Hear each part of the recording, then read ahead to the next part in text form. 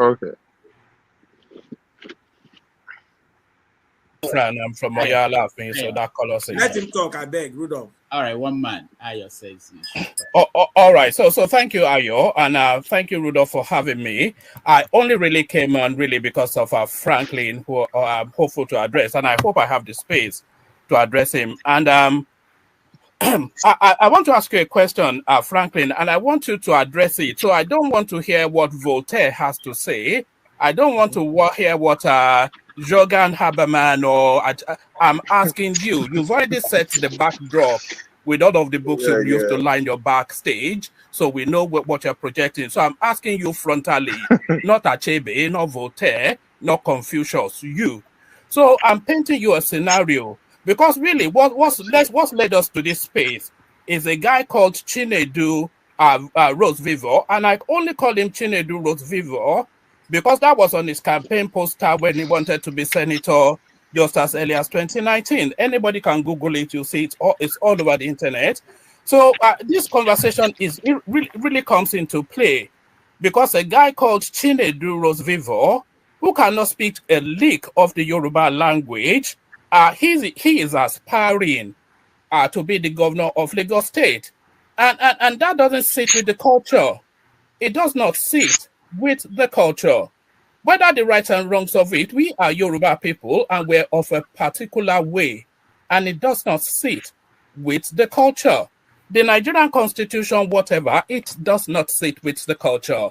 That a person that cannot speak an ounce, a lick of the Yoruba word, but fluent, by the way, in Anambra dialect of Igbo, so it does not sit with the culture. So it does not sit with the culture. And, all of this pushback now that Lagos is no man's land, it's a narrative that comes from your quarters, and we have heard it endlessly, and we have heard it enough. So I think people conflate the Yoruba mild-mannered Omoluabi way as a form of weakness. And the biggest fool alive is the person that conflates the Yoruba mild-mannered ways, because we are I don't know if you know why we call ourselves Omoluabis. That's a civilized person. The Yoruba language is too nuanced to translate directly into English, but the sum total of the Omoluabi philosophy that underpins the Yoruba ideology is a civilized person. So don't conflate that civilized manner as weakness and then come into our space. We accommodate you. We give you the fat of the land to live fat. And then you tell us that our land is no man's land. Lagos is Yoruba land, though. It has an Oba who sits on the throne. Lagos is Yoruba land. So there has to be clarity on that. But the question I really wanted to ask you, frankly, and like I said, I'm not asking Confucius or whoever, I'm asking you. So please don't philosophize and no straw man, you. So don't give me any straw man narrative. If an Igbo man called Muyiwa or Kafo wants to be the governor of your home state, wherever it is within that region, does not speak a word of Igbo, has all of his leanings and affiliations are is maternally Yoruba, paternally Igbo, Muyiwa or Kafo, he wants to be the governor of whichever state in the east, knowing, as we all know, how insular and clannish that region is. Will he even get to the first step to buy a form? So that is to you, Franklin. My brother, I will really push back, because the questions you just bundle up a lot of overgeneralizations that are quite untenable, and then push them as a question. If you're asking me a question, you should have to come at me like an intelligent man, because that question, at the tail end of it, it sounded less intelligent than I expected from you. Well, yeah, address it nevertheless.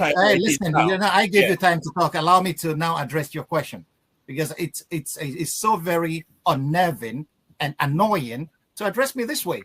I am not a guy that you will just, so you can address the people so very clannish and insular. You know how insulting that is. That's the most stupid thing I've heard. Is that not the general perception of the region? No. Is that not how people say that region? I will choose, allow me to talk. I will choose not to answer your question. I can do that. You don't call a people. I spent a whole part of 4 hours here trying to make people realize how dangerous it is when you use certain words.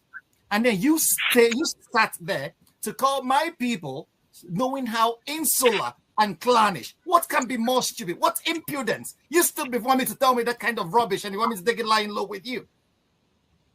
What kind of nonsense is that? Is it because that we sit down and talk like Nigerians? I've been the guy, I've been an apostle of peace. And then you dare address me this way.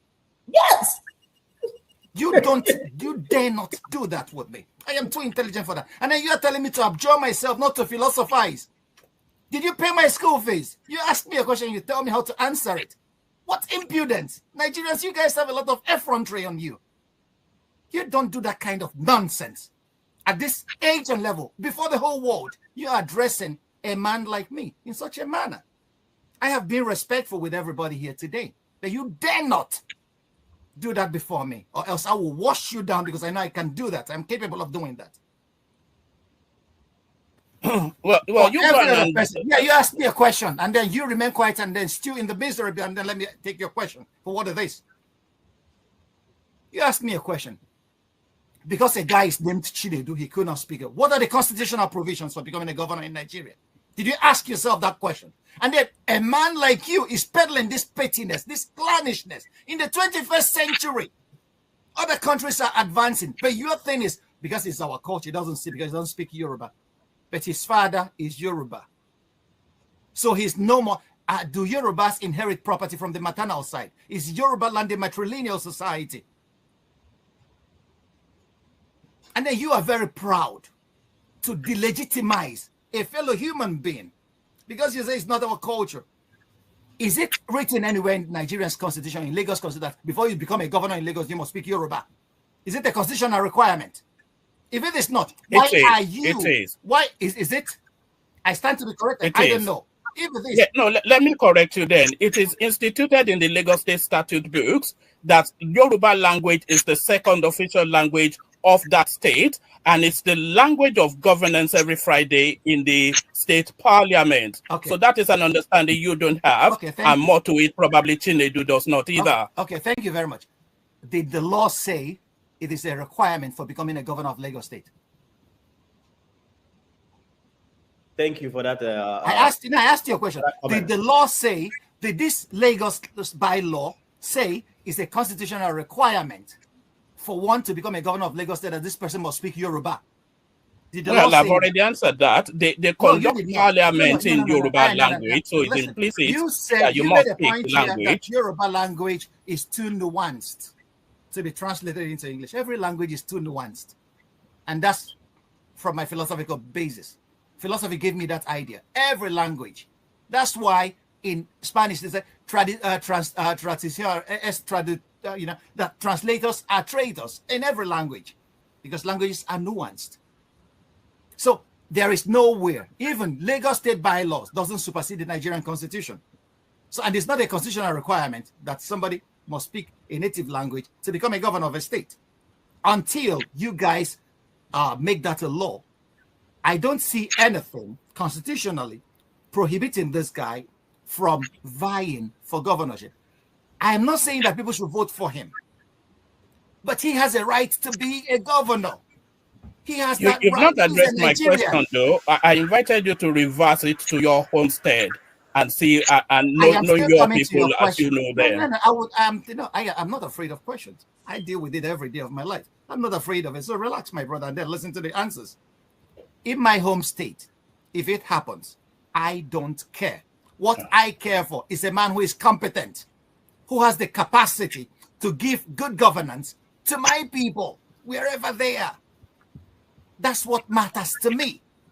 Where he comes from, who his father is, I don't give a hoot about that. It should not be playing a role in the 21st century of our considerations of who should govern us. Those who are my brothers that have governed my state, what have they achieved all this while? Those that are from my own neck of the woods that have governed Nigeria, where have that left us? Are we a first world nation? No, we are not. But we are still clinging to the same atavistic tendencies that left us where we are. Well, and then we are then proud of that. And then you will be so very proud of that stupidity that you will sit down here and call the people clannish and insular. Well, No, that's the I generally don't think well-held perception. It's not news to you to hear them describe It's not. planning. It's Am I not news saying to me. something you've not heard That you before? hold this Is it breaking ignorant. news to you No, no, that no, people no. consider It's the not breaking Southeast news that you Spanish hold and this insular? collectively You know ignorant that as well as I perception do. in That's the the 21st widely century, held and belief. you are living in England says a lot about your personality and character. More than anything else, that an educated man like you holds such a perception. I should go and return my school fees because it's useless. I am sorry to tell you that. Rudolph, I'm out of this discussion. All right.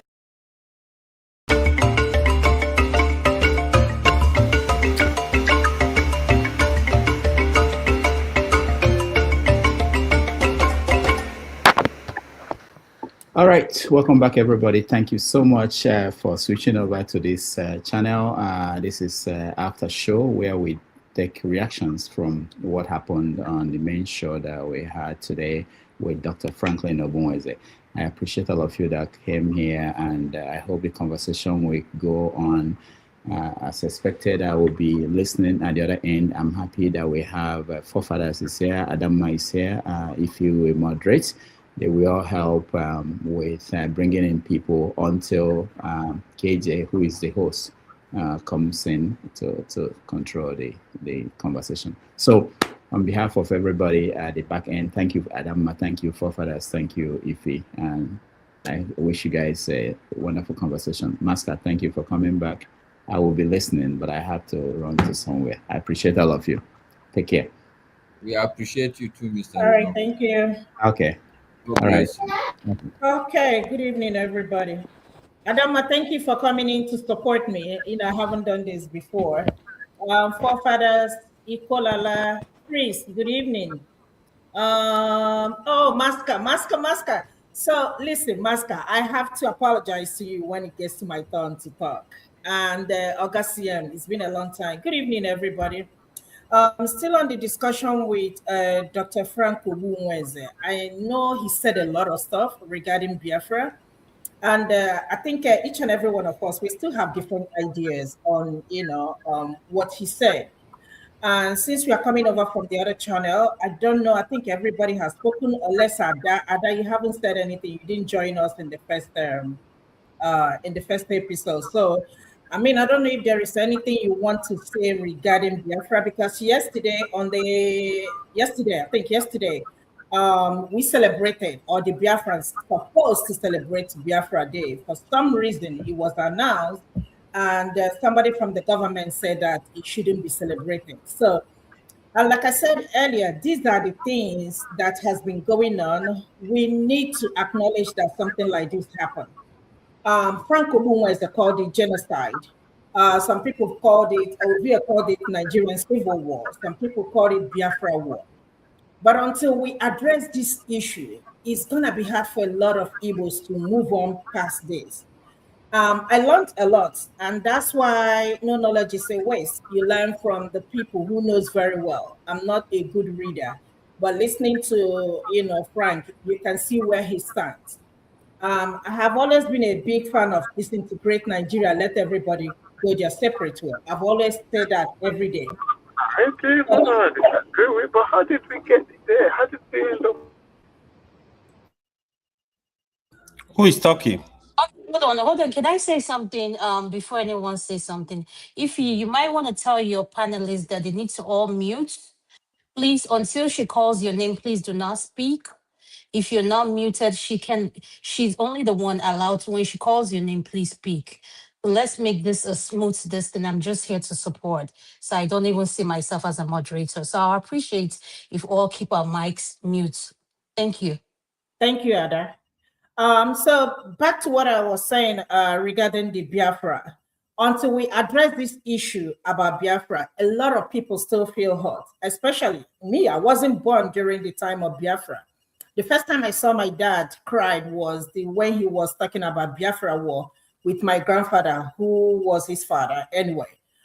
And a little bit of what I understood, you can feel the pain from them having that discussion. And the little girl, I just sat down there and watched and listened. The pain is still there. A lot of people hasn't moved her. If you remember Ngozika that used to come here, Ngozika said, I think her grandmother lost her only son. So the pain is still there for people to move on. And I keep asking, why is it that the federal government doesn't want to address this issue? Like somebody said, maybe build a monument. Maybe one of the presidents, should come and, let us, when you're talking about unity, this is the part of unity we are talking about. No matter however you want to unify Nigeria, and if you don't drive this issue, it's still gonna be there. So when people talk about unity, I'm like, okay, the Biafra, people are still campaigning for Biafra. And another thing you have to understand is that if Nigeria is working, trust me, nobody will be talking about Biafra. The reason why we heard about Nnamdi Kanu today is just because Nigeria is not working. Nnamdi Kanu believes that, Igbos are being marginalized. The reason why we heard about Wazirike is because of the same Biafra. And Simon Eda is because of the same Biafra. So what can we do? I know we have different tribes here. Igbo is here, Yoruba, South, Southwest, everybody's here, but we are all one Nigeria. What do you think we can do? How can we move past this? What do you think the federal government can do on their own part? I heard my brother Ikolala said something about, he made a lot of statements that I might not quite agree, but that's his opinion. You will not understand the pain until you are in the shoe of the people wearing this shoe, the pain. So, I'm not going to say that what you're saying, disagree with you, but I might not totally agree. So let us dive into the conversation. I know CM was not here when Frank Ogbunwezeh spoke. Let's give him a minute, to say something. I don't know whether you watched CM. 5 minutes. What do you think about, celebration of Biafra, and how can we move past this if we can ever have unity in Nigeria? Thank you for coming in. Okay. Good evening, everybody. Those on the panel, those listening to us, and good evening specifically Ifi for stepping in for KJ, like I was made to know. The thing must go on. This is yesterday, let me just say, was a memorial, was sort of a remembrance day for Biafra. The day Biafra was, what do I say? The day Ojukwu announced the coming of Biafra, 30th May 1967, 72 hours after Gowon decided to abandon Aburi Accord, which he signed, and then created states, which was never discussed at Aburi. There is one thing, because we are talking of Biafra issue, Biafra analysis of Biafra, what it means to different people. And this is the week that Gowon released his 881 pages of pathetic lies, monumental falsehood of the worst kind. So, in it, Gowon said he had malaria. He made him not to, he signed that something in error. He shouldn't have signed it. He had malaria, all those things. You see, I am prepared to concede that. Not that it is true. I'm prepared to concede that Gowon had malaria. He couldn't have signed it. What I'm now asking is, that thing you mistakenly signed, show it to us. Those that are now discussing, let us even see that thing you you mistakenly signed in 1967. All of us sign an agreement. You can sign tenancy agreement with a landlord. When they start to interpret it, you said, I didn't know. I could have contacted a lawyer. I didn't know. People will now ask you, what really is that thing that you signed that you are regretting? You show them the paper. You say, look at it. So go on, what is that Aburi report? Show it to us. Forget about you had malaria, you had gonorrhea, you had syphilis, you can have any disease. We are not talking of that. Even if you have HIV or COVID, it's okay.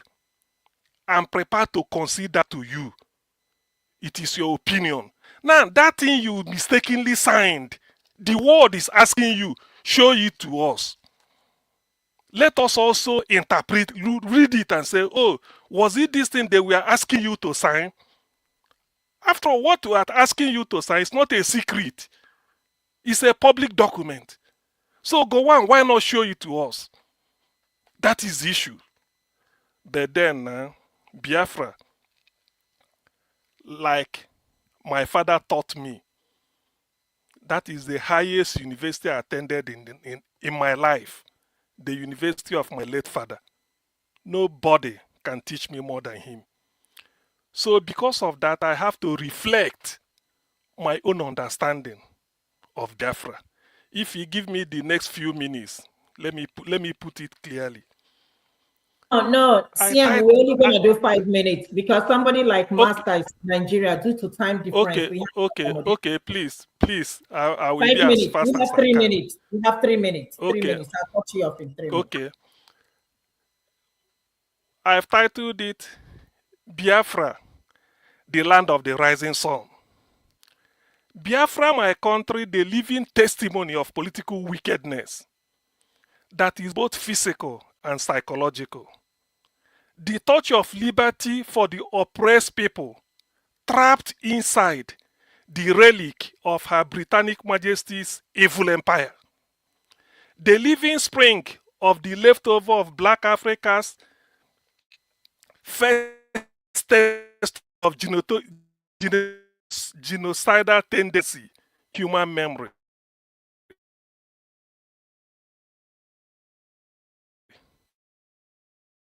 All right, yeah. Only second behind the with my network. I know, don't worry, I know, you know, Biafra drives away evil spirit, but some people will still do not believe. The hope for Black Africa's march forward. May God shed her glory on thee. I haven't finished.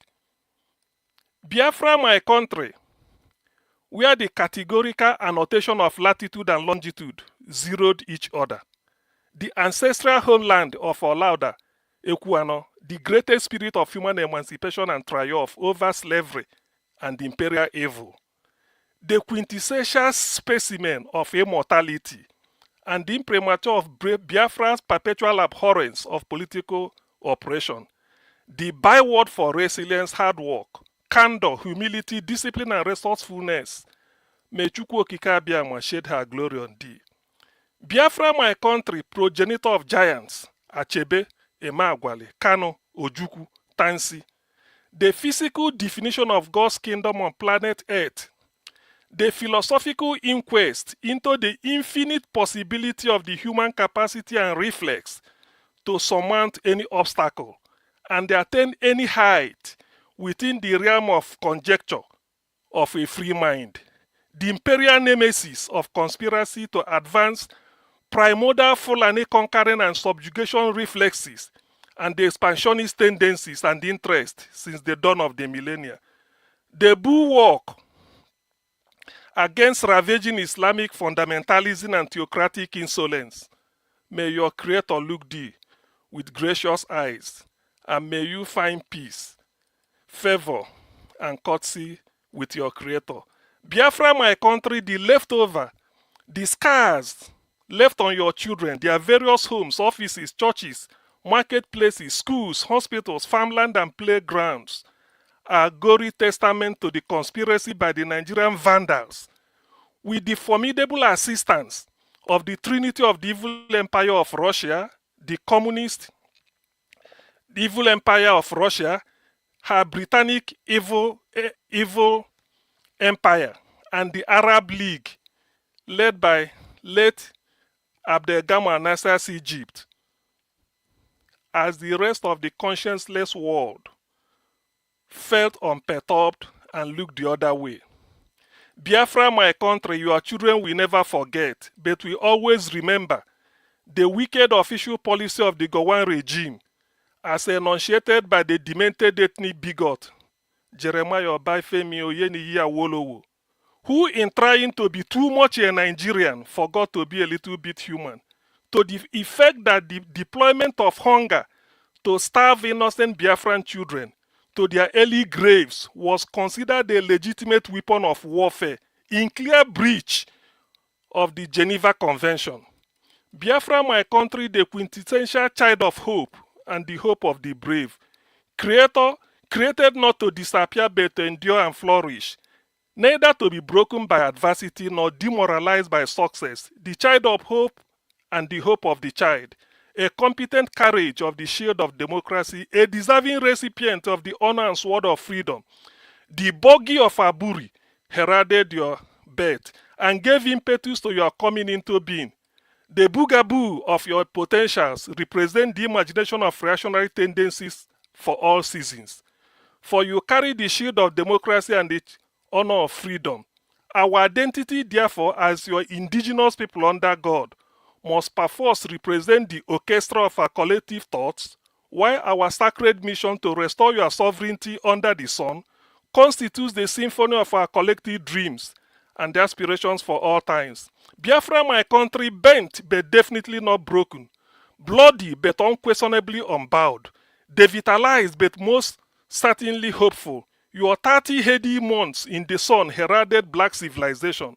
For mortality, decreed ordinariness and servitude must give way to ingenuity and freedom. Necessity is the mother of invention because knowledge differs from know-how. Needless narcissism gave way to black resurgimento that confronted black technological barriers as great chasm that only Biafra could narrow. Biafra, my country, your children still remember with utter relish the successes recorded through diplomatic offensive that turned the heart of some African countries to our direction, and which made the following countries to extend their favor and courtesy to us. Walimu Julius Nyerere's Tanzania recognized us on 13th April 1968, and in quick succession, Omar Bongo's Gabon followed suit on May 8, 1968. Then came Felix Houphouët-Boigny of Ivory Coast 6 days later on 14th May 1968. Yet another 6 days brought Kenneth Kaunda's Zambia on 20th May 1968. And 10 months later, Papa Doc, called Francis Duvalier of Haiti, showed her hand on 22nd May 1969. We will never forget what we must remember. Biafra, land of the rising sun, freedom is your second nature. Your children salute your checkered history today as much as they crave for your continued protection at all times. Your children wish thee well as much as they strive to restore the sovereignty of your republic since millennia. Your children are forever wrapped in your flag. Therefore, what glory is greater than the Biafran identity? For that is their bragging right and badge of honor. They are Biafrans, your own people, God's own people, children of light. Their ancestral history is traceable to Jerusalem, the city of God. O Mother Biafra, O Mother Biafra, may God shed her glory on thee. This is my tribute to Biafra, and it's for all time. So I always conclude by saying, O God, let me not die until I must have traveled the world on a Biafran passport. God, in your mercy, hear my prayer. Thank you. Thank you, CM. Thank you very, very much. Amen, CM. Thank you. Thank you. Wow, that's quite emotional. Okay. All right, we have other topic we have to go through. Remember, we are still on insecurity. Remember, we still have our kids in the forest. Makinde is blaming the federal government. The federal government is blaming Makinde. Federal government just they sent delegates to go to Oyo State. I think Nuru Ribadu and Bajabi Amiala and the other, I think a few other people went to meet the Oyo State governor after 2 weeks of these children being in the forest. So let us just hurry up, round up on this, and then we can move forward. Master, is there any other thing you need to say?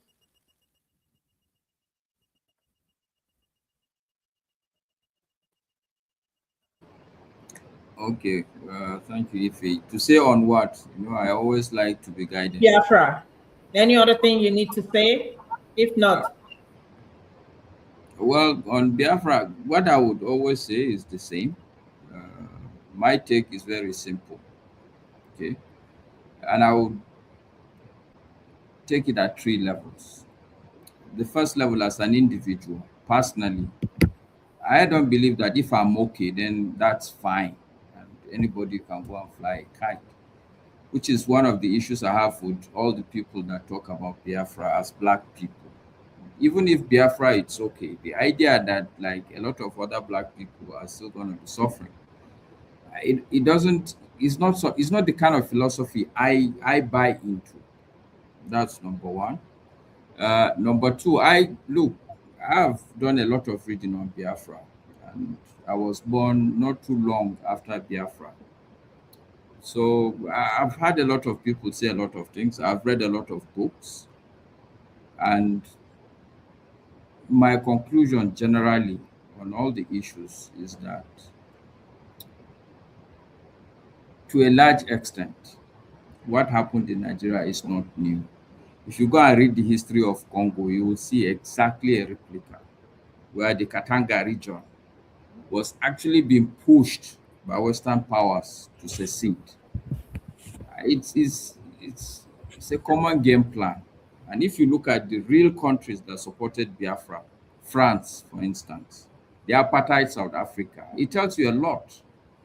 These are not good people. If they are going to support you to go in a direction, you should go and ask yourself, like, are these really good people in terms of support? So there is a lot of issues that I personally have with the ideology, not just of Biafra, of saying, okay, these are my own people. I just want to care for them. I don't think it makes a lot of sense. So that's the most I can say. And what gives me hope, what gives me comfort, somebody like this, Dr. Ogbunwezeh, he's an Igbo man. There's nobody who will doubt it. No, I can't hear anybody that say, oh no, this is not an Igbo man.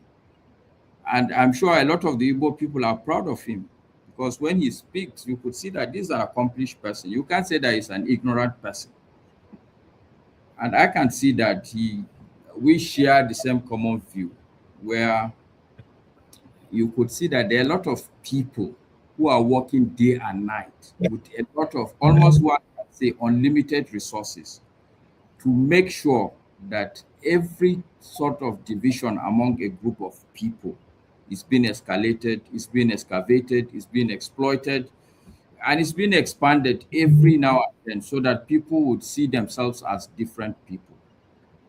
And so in the end, I've seen it even at family levels, where you would say a brother and a brother, people keep telling them, they keep fighting, and this is exactly what I believe is the real bottom line of Biafra. Because if you look at even the real people that did the fighting, you can't say that these are people that have anything against the Igbo man. If you take Gowon, for instance, Gowon is from Plateau State. He is a Christian.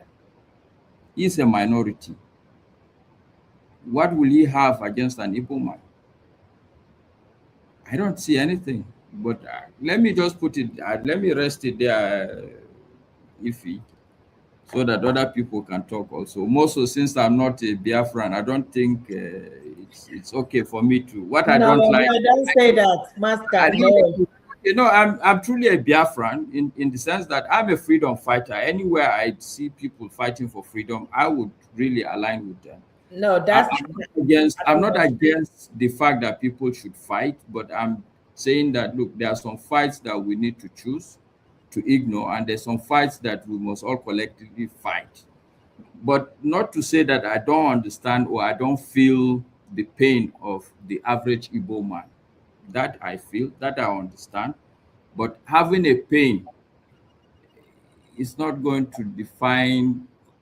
The steps you take must also be steps you think through. That's all. Thank you, Ify. All right. Thank you, Master. You know, there was something I said initially to you that I'm going to say about you.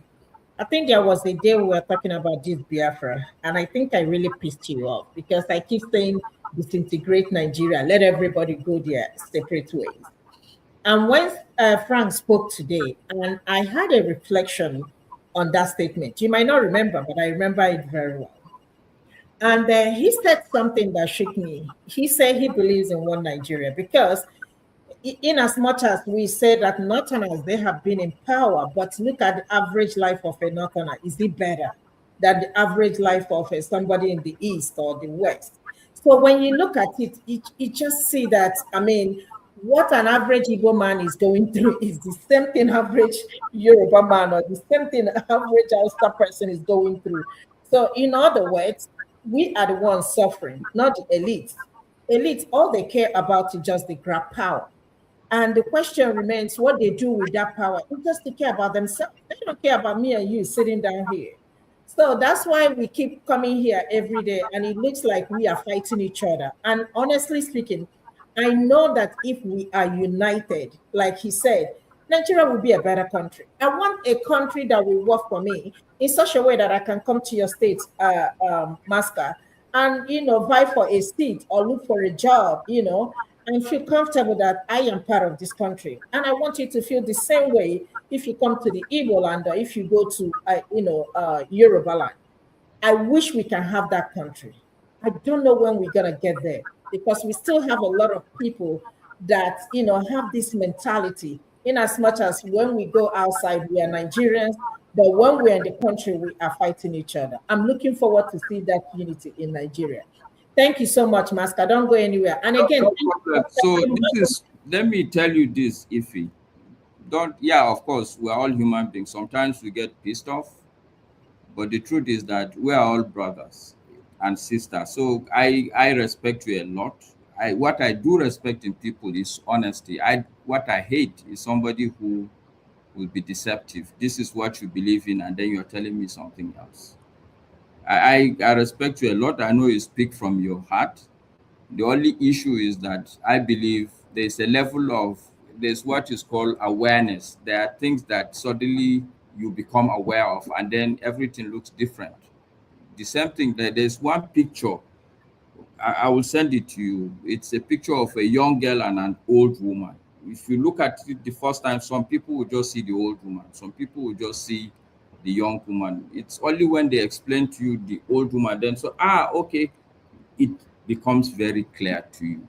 I am very, very clear that there's no difference between the black man. Everybody is suffering, whether in Nigeria. I've gone to a lot of African countries, and the challenge I really have is that all of us black people, the only people who fight is ourselves. When I was working in one of the African countries, they were angry. Why are they sending us this small Nigerian, small boy Nigerian?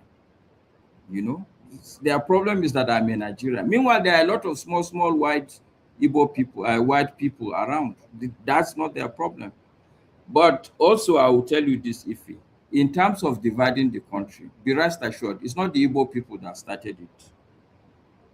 The 1996 coup, the real agenda of the coup plotters, of the what they call the reprisal coup, their intention was what is called Araba, like let's divide the country. So I do understand that. Like I said, I've seen it in a lot of other countries. It's just a standard playbook. We need to just understand things at a deeper level. Even after the different, like what I tell people, okay, so if Biafra, or let's say the Igbo people, if they now have their country, are they going to carry the country into a different continent? Are we not going to be in the same vicinity of each other? So does it not make sense if I am going to be a country, you are my neighbor? Is it not evident that we must actually cultivate each other? So thank you anyway. Don't worry about me. Yes, sometimes I can get emotional also, but normally I think I will try and keep a cool head. Don't worry about me. I have no issues but respect for you. Thank you. Thank you so much. And thank you for always showing up. I know the cost of data in Nigeria. I don't know how much you spend in a month, just to come here and be on these shows for hours and hours. Thank you so much. I know a lot of people that have paid the supreme sacrifice. People like Patrice Limo. Go and read his history. He knew he would die. There was a time he told some of his subordinates that, look, I know that I'm going to die, but the fight is now up to you people. I know a lot of people that have died for the emancipation of the black man. So that is not going to be a big deal for me. Thank you. Thank you so much. Thank you. Adama, my sweetheart. do you have anything to say to us? Thank you for supporting me and joining me. Here to support you, so just carry on. If I have anything to So, say, I'll so let it's you know. Adama before me now, me that is in Nigeria too. You Eh? see, I'm talking. Okay, I no don't know why you problem. Go ahead. interjected. Go ahead. Go Please, ahead. why did you interject? You're in Nigeria. Which Go Nigeria? ahead. Go ahead. AY, you are not in Nigeria. Stop Thank lying. you. Lying all the time.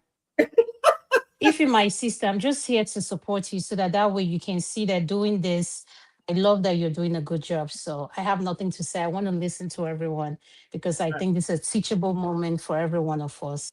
For Okay, me, thank I you. have nothing to say. I just pray that our country gets healed.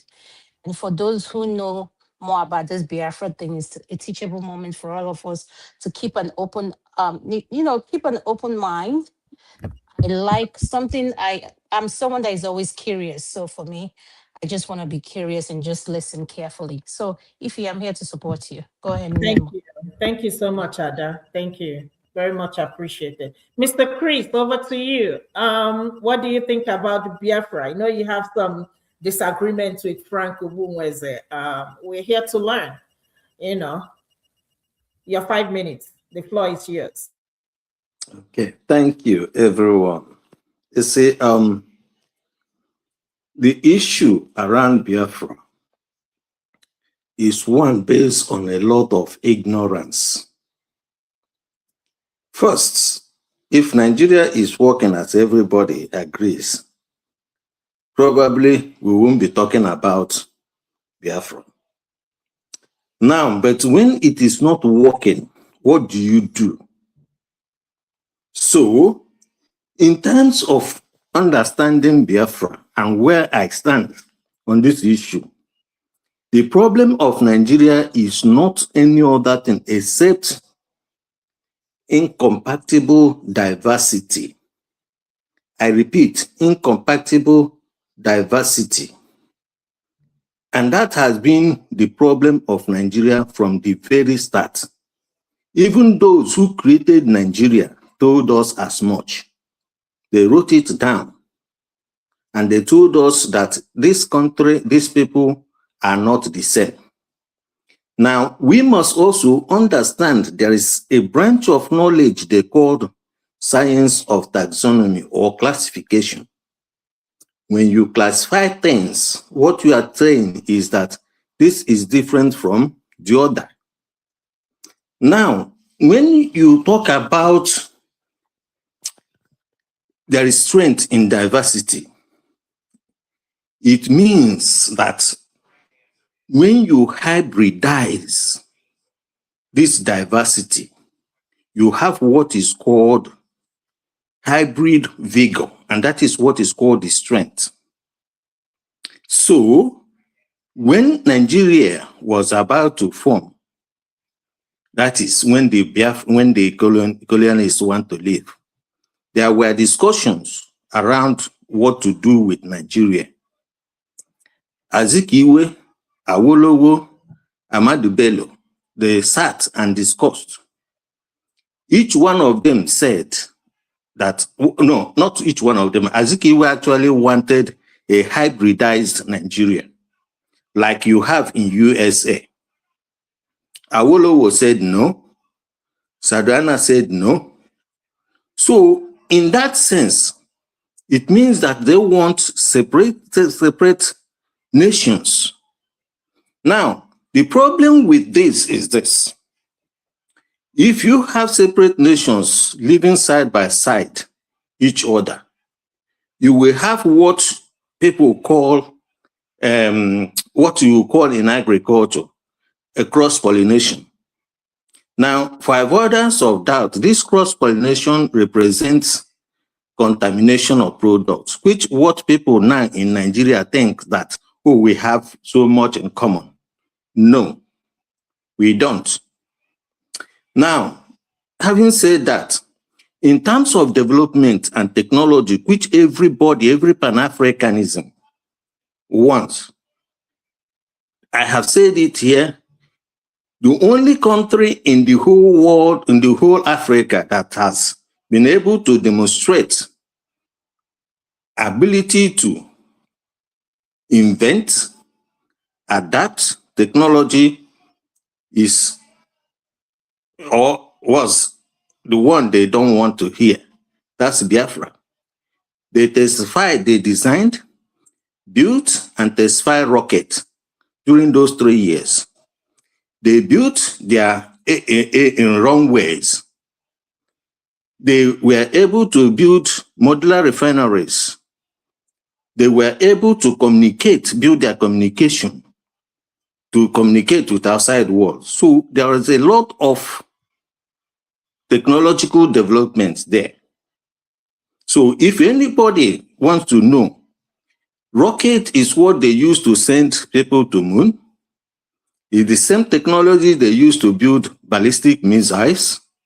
So when people talk about power, you have to have power, so that the colonists won't colonize us.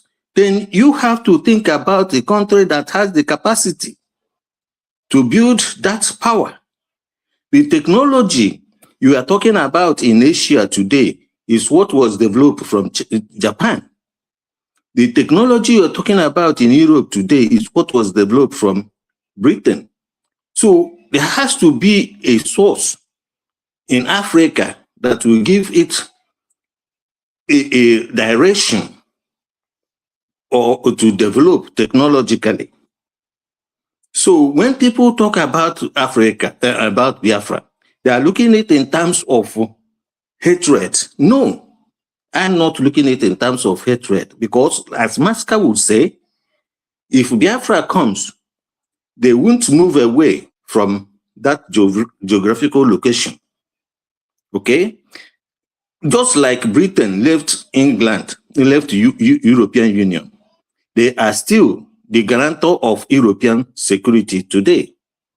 Now, again, when you come to helping other nations in that country, first, the Hausas today, they are even worse than every other ethnic nationality in that country. But they cannot do anything because those who colonized them, the Fulanis, are lording it over them, are not wanting them to develop. So if you look at what is happening in the north today, it's actually a war of independence from the Hausas. And people don't know that, but we do. So again, I want you to let you people know that if you have a Biafra, it will be able to determine its own future, its economic and political future. And when people talk about, yes. Question, Chris. Yes. So all you are saying is that you are campaigning for Biafran people to be on their own, right? Is that what you're campaigning for? That will be my preferred this destination. But okay? let me ask you a question. Okay. So, because when Frank was, speaking, I started having reflection about this issue of course, I'm an Igbo girl. Is it not the same? We're going to have the same people, because even in this Biafra self, we don't even love each other in the same Biafra. No. Hold on. Hold on. Miss, hold on. We're going to have the same government, right? No. We're going to have the same government with the same people. No, we're not going to have the same politicians. Exactly. No, let me explain to you. Okay. Now, when you come to political development, you develop through your culture. When people come and tell us that the democracy is something that Britain or the West gave us, it's not true.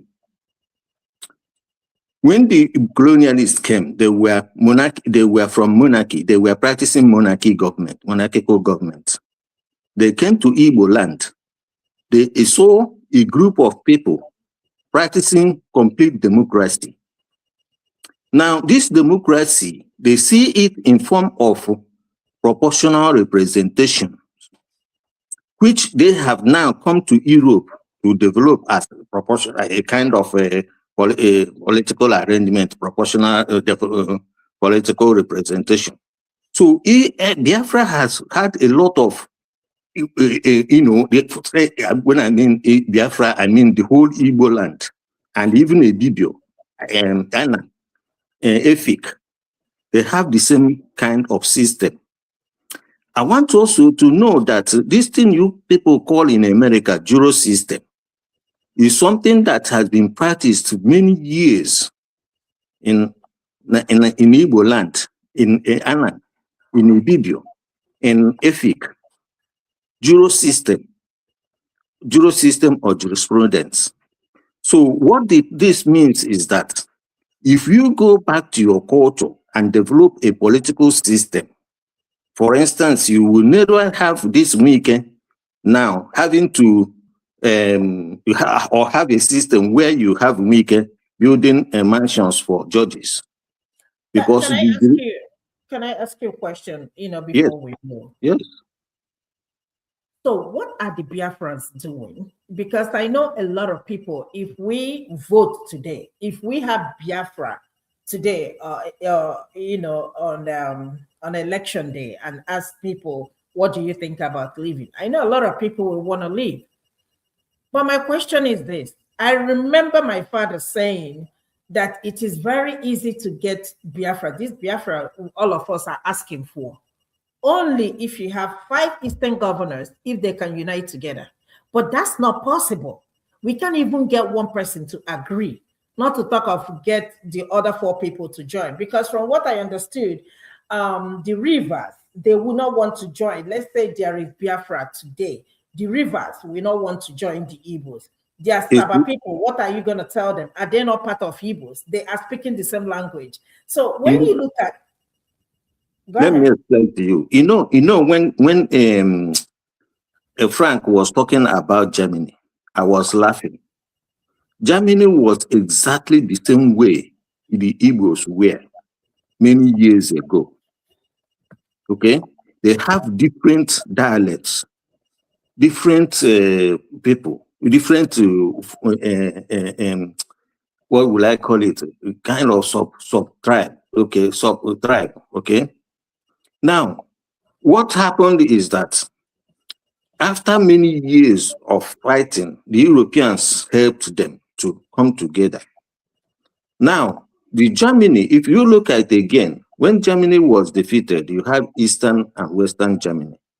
But once the wall fell, it was very easy for East and West Germany to come together, despite ideology. So what I'm saying in effect is that culture plays a very significant role in every nation's development.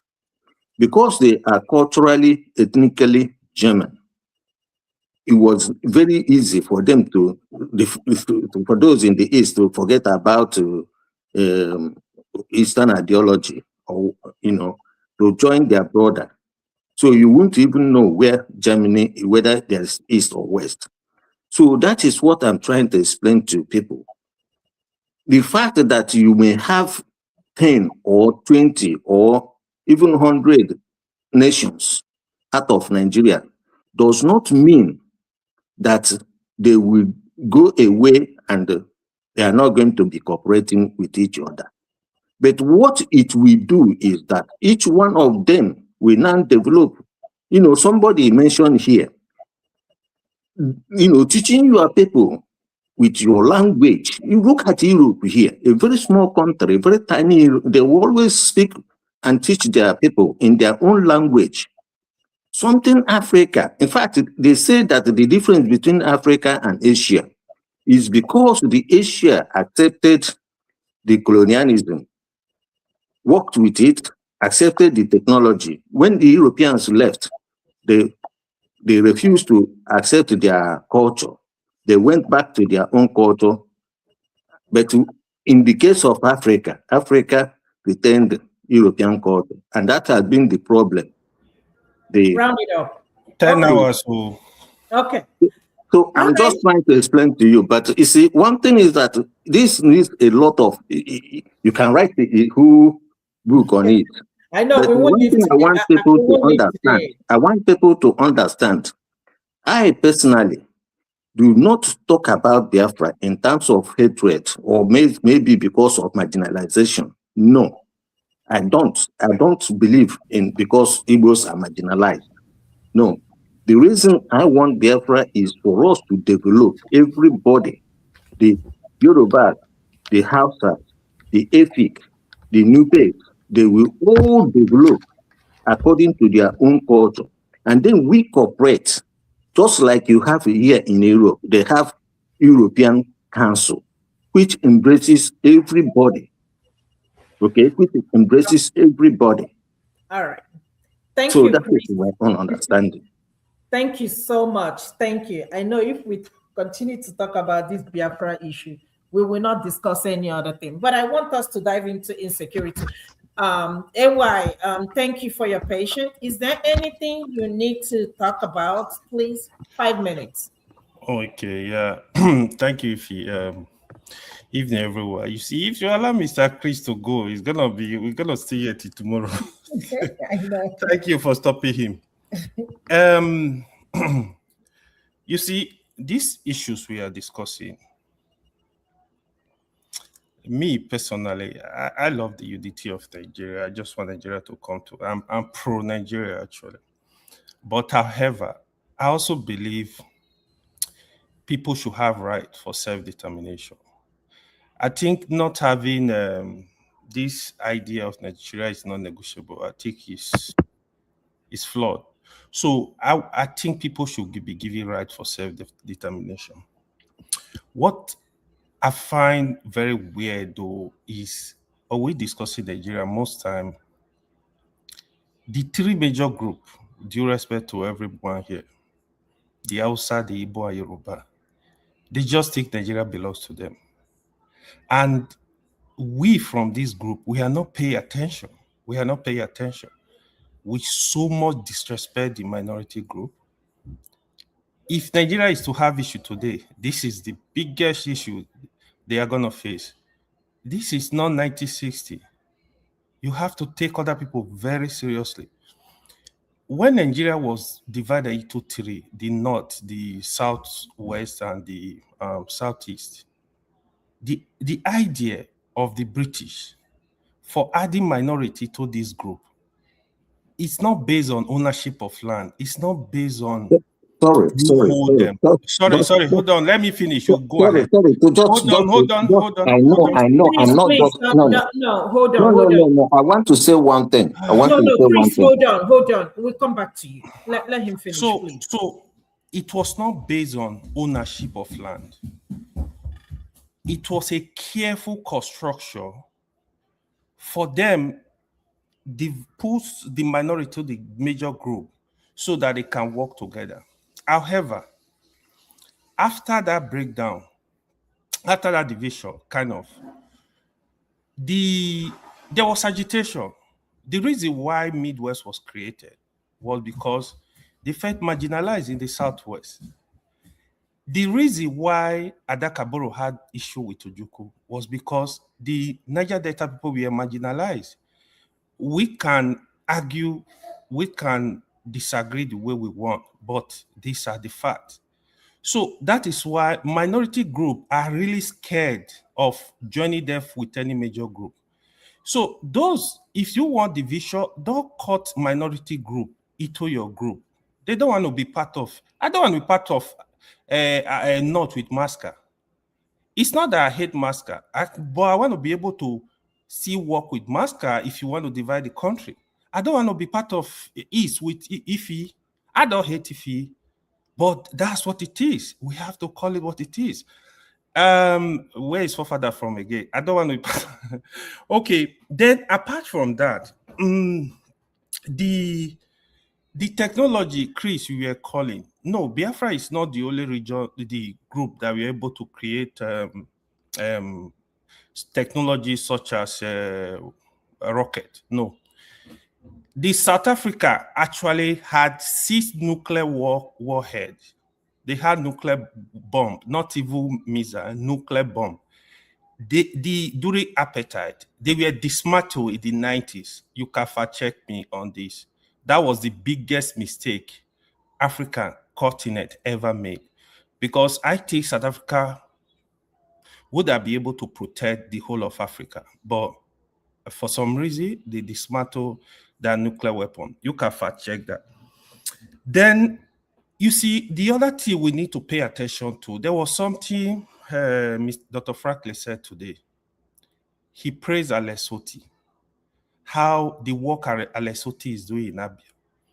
You see, because of the objectivity of honesty and consistency of Dr. Franklin, I'm completely in line with that. I know for him to say that, that is what is going on in Abia, which a lot of people have said. The question you ask yourself, since 1999, Abia State was the most backward, one of the most backward states in Nigeria. So now everybody is praising Abia. The question you ask yourself, the money they are giving to Abia, is that not the money they are giving to Enugu? Is that not the money going to Anambra? Is that not the money going to Imo? Is that not the money going to Yobe? So we need to also hold these governors accountable. So let's stop crying. We cry too much. If Alesoti can do it, even some other states are getting more money than Alesoti. Why are they not doing the same thing? Just imagine since Odius Okalo ruled that state. If you had two Alesoti, they rule like 60 years. Do you know what that state will look like? So this is the way we need to also question our governors. While we criticize the federal, we have to do that. The state governors must be questioned. What are you doing with our money? Some of them, you know what they do? They go grab this money, they change the money into dollars, they tell everybody to go to hell. This is exactly what our state governments do. I'm not speculating. This is what I know. They call Bureau de Change. They change the money into dollars, they'll stash them away. So this is another area we need to look at it. For Nigeria not developing, it's not only for federal.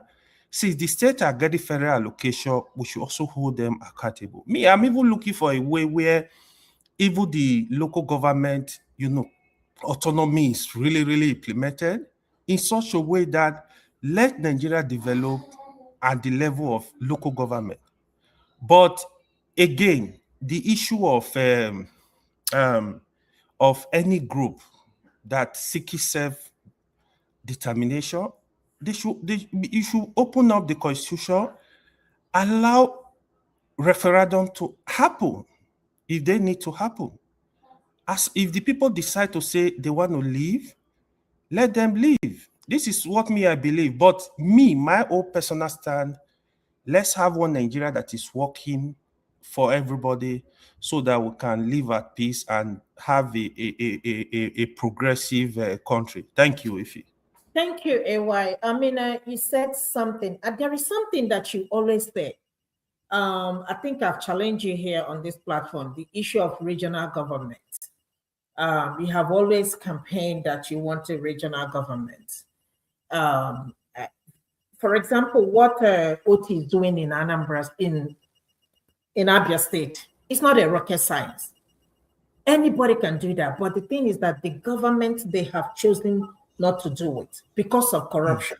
Yeah. Here, all of us that lives in abroad, I think in London, you people call them councils and all that stuff. This our local government. We have it here. We have counties, we have mayors and all that stuff. But the corruption in Nigeria is so much that you can't want somebody, even common councillor, is moving around with 20 security people. Yeah. How much more local government chairman? Remember, it was on this street of internet that a girl from River State came out and called out her local government chairman about a school. And instead, what did the local government chairman do?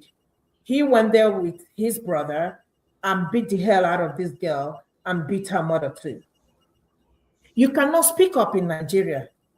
Yeah. Even regarding the current insecurity in Nigeria, a lot of people want to speak up, but they cannot speak up because they are afraid. So we have a long way to go if we keep talking about unity. We have a long way to go. But In terms of unifying Nigeria, in terms of things not working, we have resources. If you let me talk, here is the reason. No, hold on. We have other people to speak, please. But in terms of insecurity and the resources that we have in our country, I wonder why people are not asking questions. I think that is the biggest problem we have. We're not asking questions. We let a lot of things slide under the bed and we keep moving. If you 1 minute on the regional government, hold on, and we are immune to this suffering. Any little thing we come on social media, we ramble about it for 1 week and forget about it. We get used to it. We move to the next question. Go ahead, AY, 1 minute. Yeah, 1 minute. You see, on the regional government, I start by that any day. I'm so convinced that will work.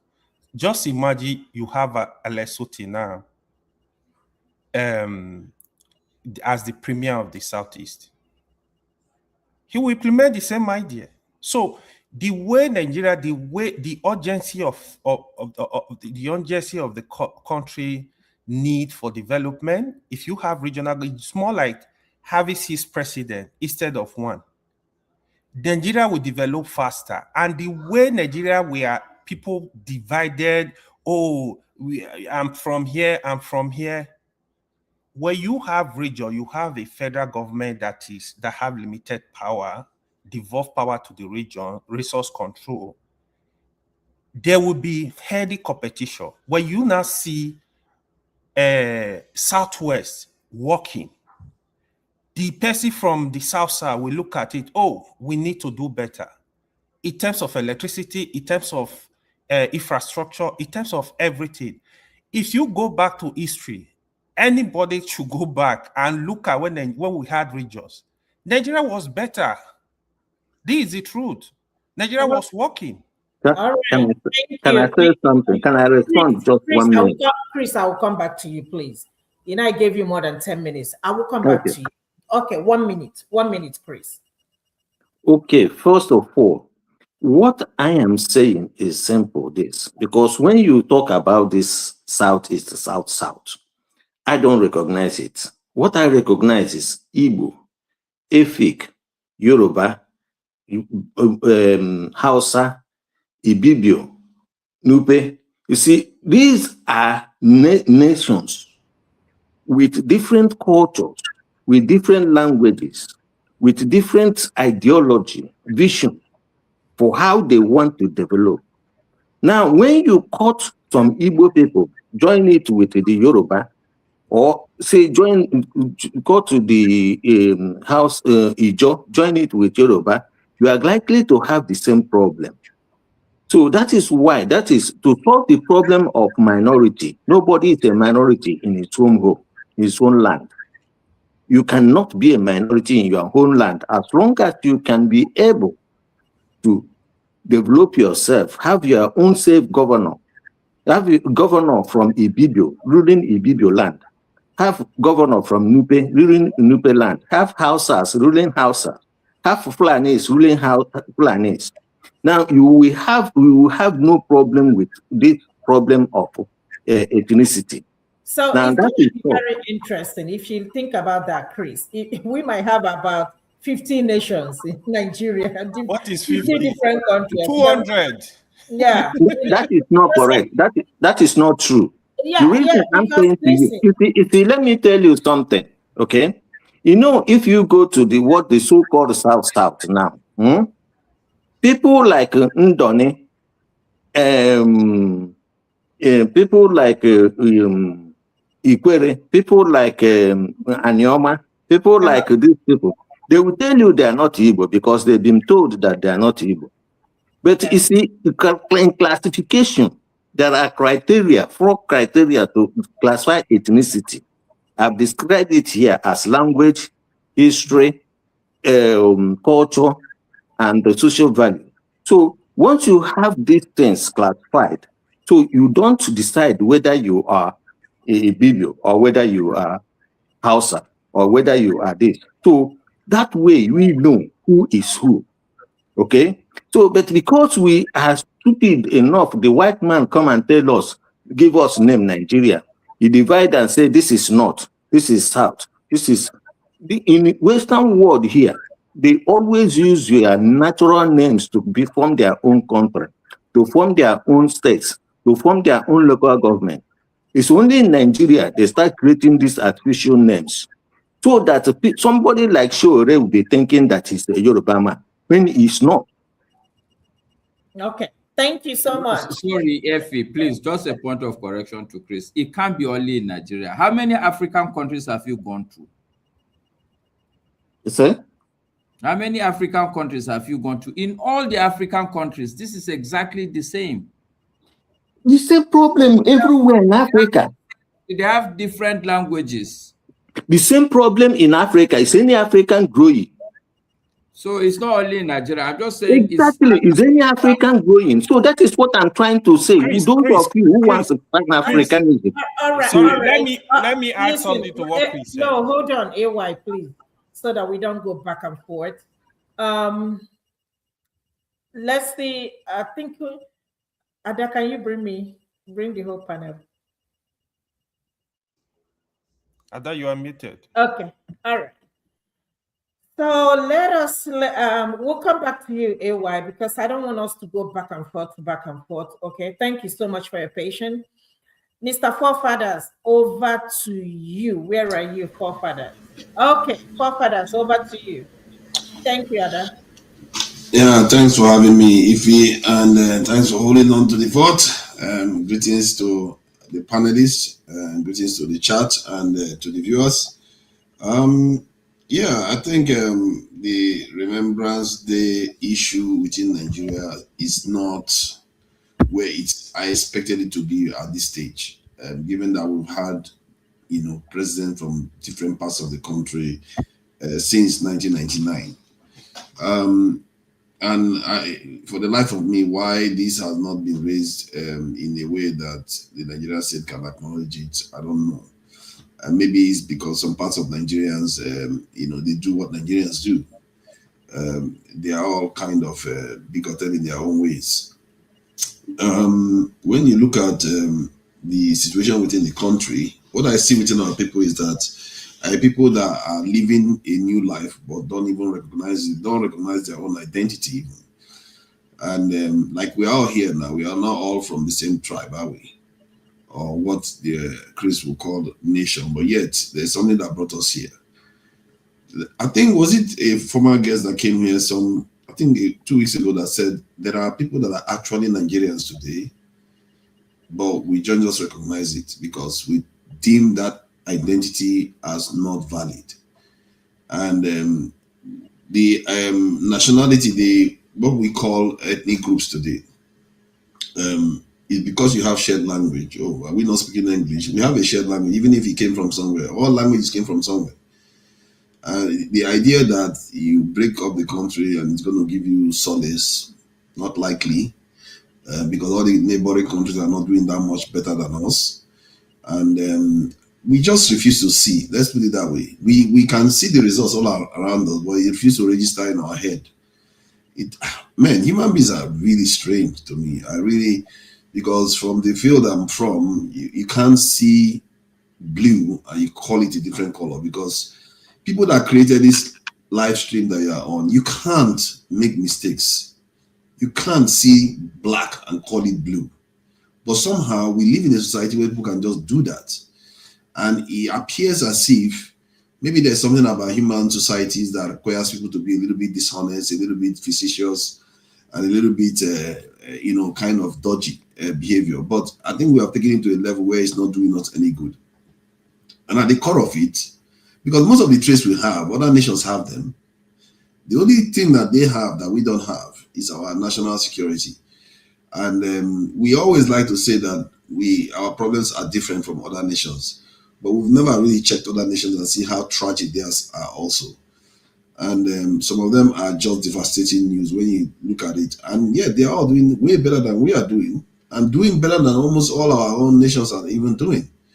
Some of them, they go out every year and they have to worry about their property surviving.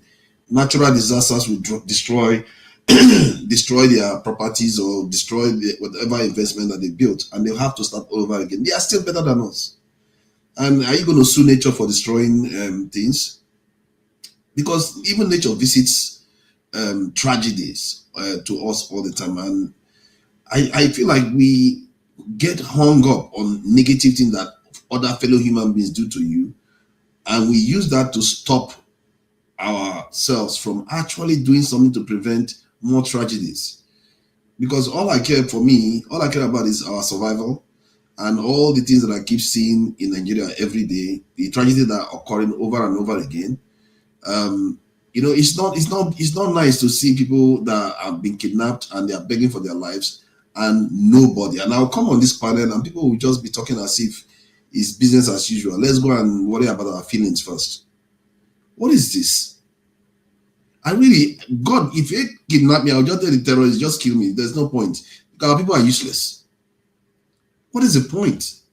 Somebody, sorry for cutting you off, forefather. Somebody posted on social media this morning when I woke up and was just making an announcement to his family and said, if he ever gets kidnapped, please, nobody should pay a dime. That he will rather buy than for anybody to pay. Because for how long are we going to continue to pay? So imagine, we're going to be paying all the time, and it's endless. It's not going to stop.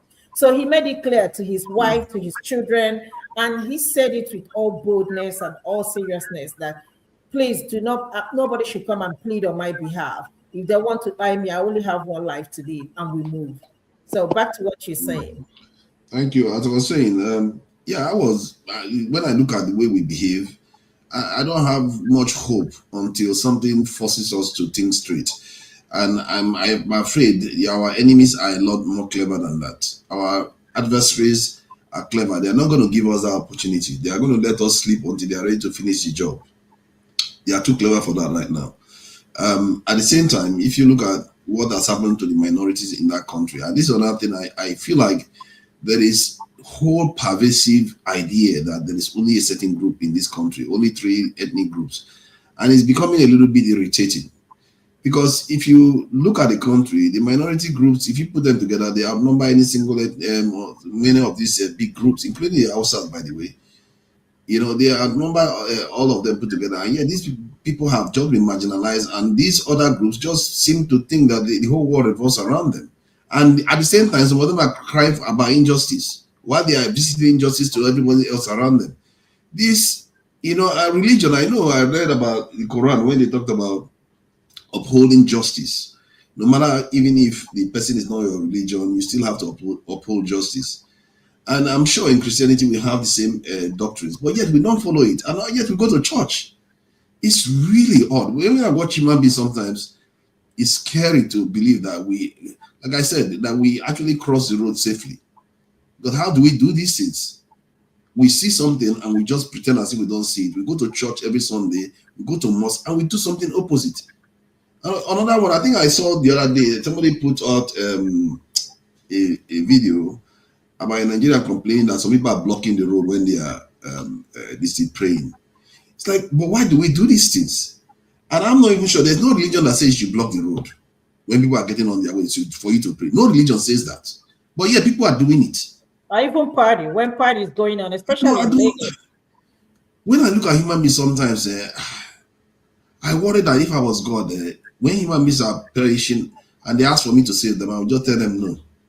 They don't, because it's like you give them eyes and they can't see. You give them instruction, they will not listen. Forefathers, even churches now close road though. Not that I know now. I know they too are doing it. They too are doing everybody, it. Yeah, everybody, both the churches, both the I don't honestly, I don't understand that. Party is going on, they will close the whole street. No religion tell them to do that though. They are just the one doing it. In other words, we are even disregarding our religion and doing whatever else we want to do. So our behavior is just all over the place. No matter how you tell people, they will not do anything. And I've said it before. I've seen this happen in many, many societies. If you go and study other societies, you see the same patterns. Human beings are strange beings. We raise children. How do we even raise children? How do we even raise children? When grown-ups are even worse sometimes. It's crazy. So the things we do is really strange, whereby We will see something and we'll do something else, and at the same time, we're going to uphold. We'll say this is what we stand for, but it's not true. We don't stand for those things. We are very biased people, and I really think that maybe there has to be an objective way to be observing information. The conversation we had yesterday was dealing with this issue: what is true and what is not true. And I really think that the people that built this platform that we are on, those people are onto something, because they are the ones God has rewarded with this knowledge to do what they are doing, because they focus on truth. What they've observed is what they reported. They didn't go and just start pretending as if what they saw is not what they saw. And when somebody says something about another tribe, you say, oh no, that one is not bad, but our own is worse. Why do we do that? Personally, if you want your nation to work well, you have to be fair to everybody.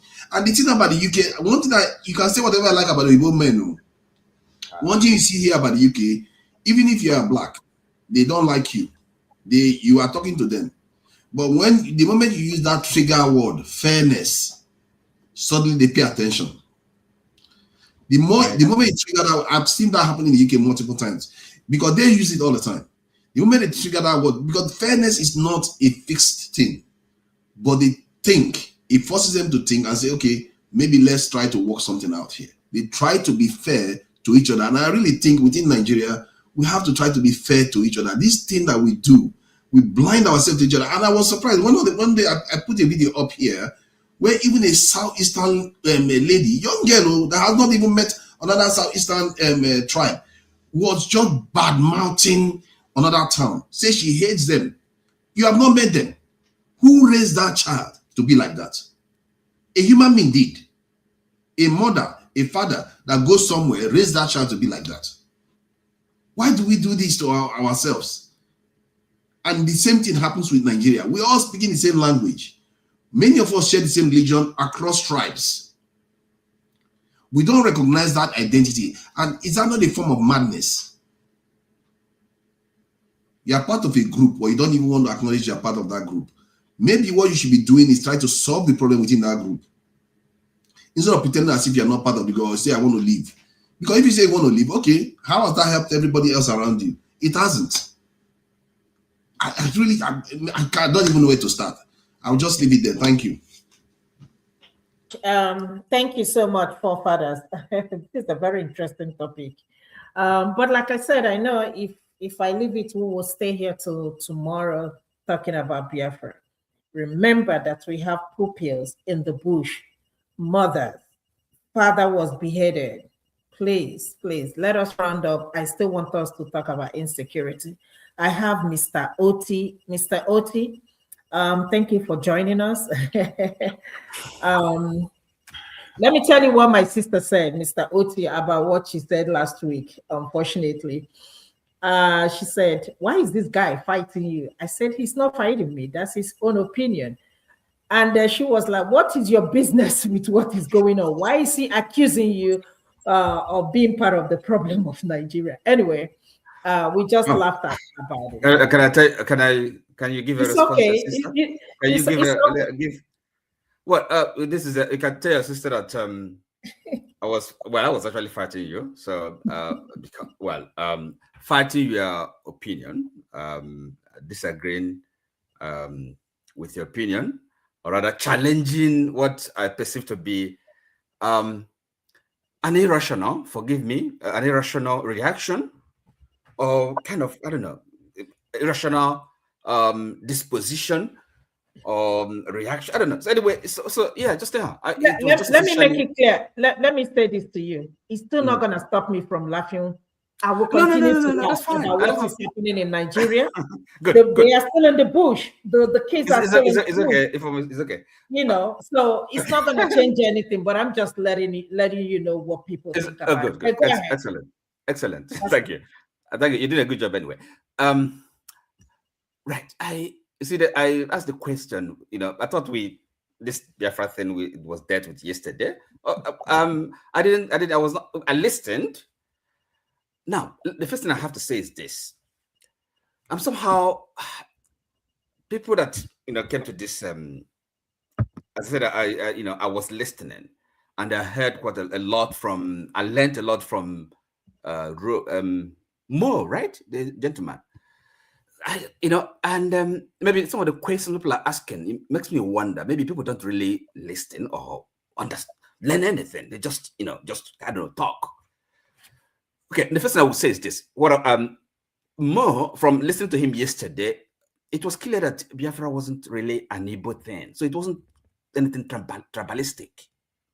Okay, and that is an important point.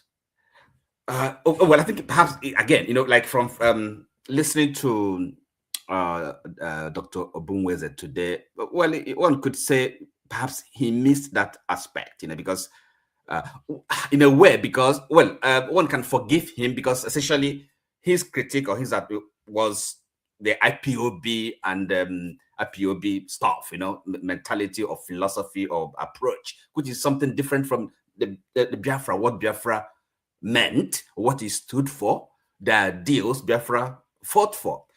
Now, yesterday, actually, I was at Biafra. I was at a remembrance in Manchester, and I had to give a talk.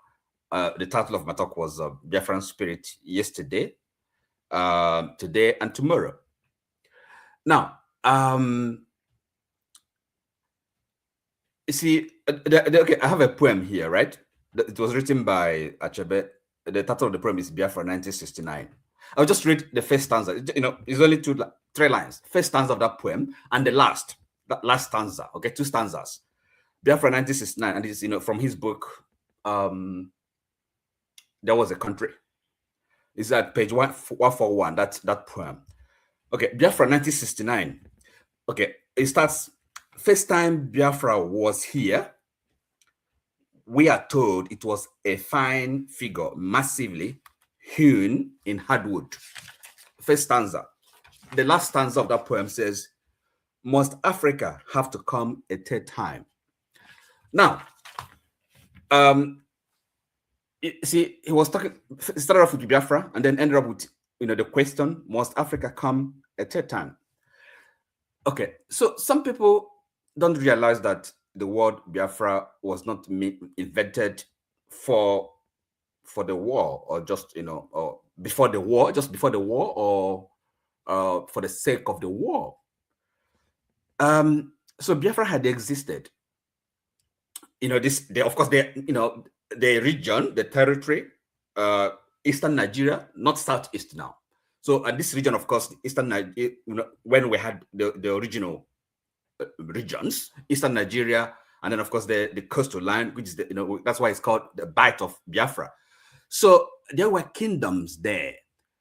Okay, Aro Kingdom, as in the 10th century, there was a kingdom, civilization, and then of course the neighboring kingdoms, Bani, Opobo. So all these they were Biafran, so that's why this area is called Biafra. So that was, if you like, the first time Biafra came. And then, of course, the war, 1967. Okay? Second time, if you like, going by Achabe's poem. So, and then he ended up by asking the question, must Biafra come a third time? Now, I'm sure maybe some of us have heard also, the saying that in Biafra, Africa died. So, you can connect this, this brief account to what Chris was talking about, asking the question, what Biafra achieved as a sovereign, for the 3 years it existed, its achievement technologically. So, but anyway, let's leave that apart. But the thing is this, what Chris is arguing for, and I do share some of his the views he's expressing, is this. In other words, there's merit in kind of cultural homogeneity. Equally important is the fact that this unity we're talking about is not something it has to be experimental, negotiable. It's not something that should scare anyone, should terrify anyone. Again, Chris has also made the point. It's not kind of a posture of enmity. If, for example, a country, a region, so a Yoruba land becomes very successful technologically, politically, economically, don't you think that the rest of its neighbors, say there are other nations, there are nations, independent, sovereign, don't you think they would benefit? So in other words, there's no basis for the anxiety, the fear. Okay, so this forced unity. I'd rather have separation than the forced unity. So really, anyway, look, for me, I may be an idealist, but equally I'm pragmatic. So we have to look at things, look at what works. Okay, we can't be talking about the unity of Nigeria because it's not working, it hasn't worked. It's a falsehood, is a lie, right?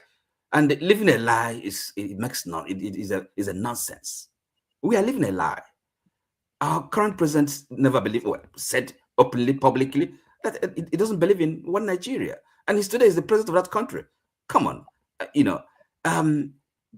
so what do?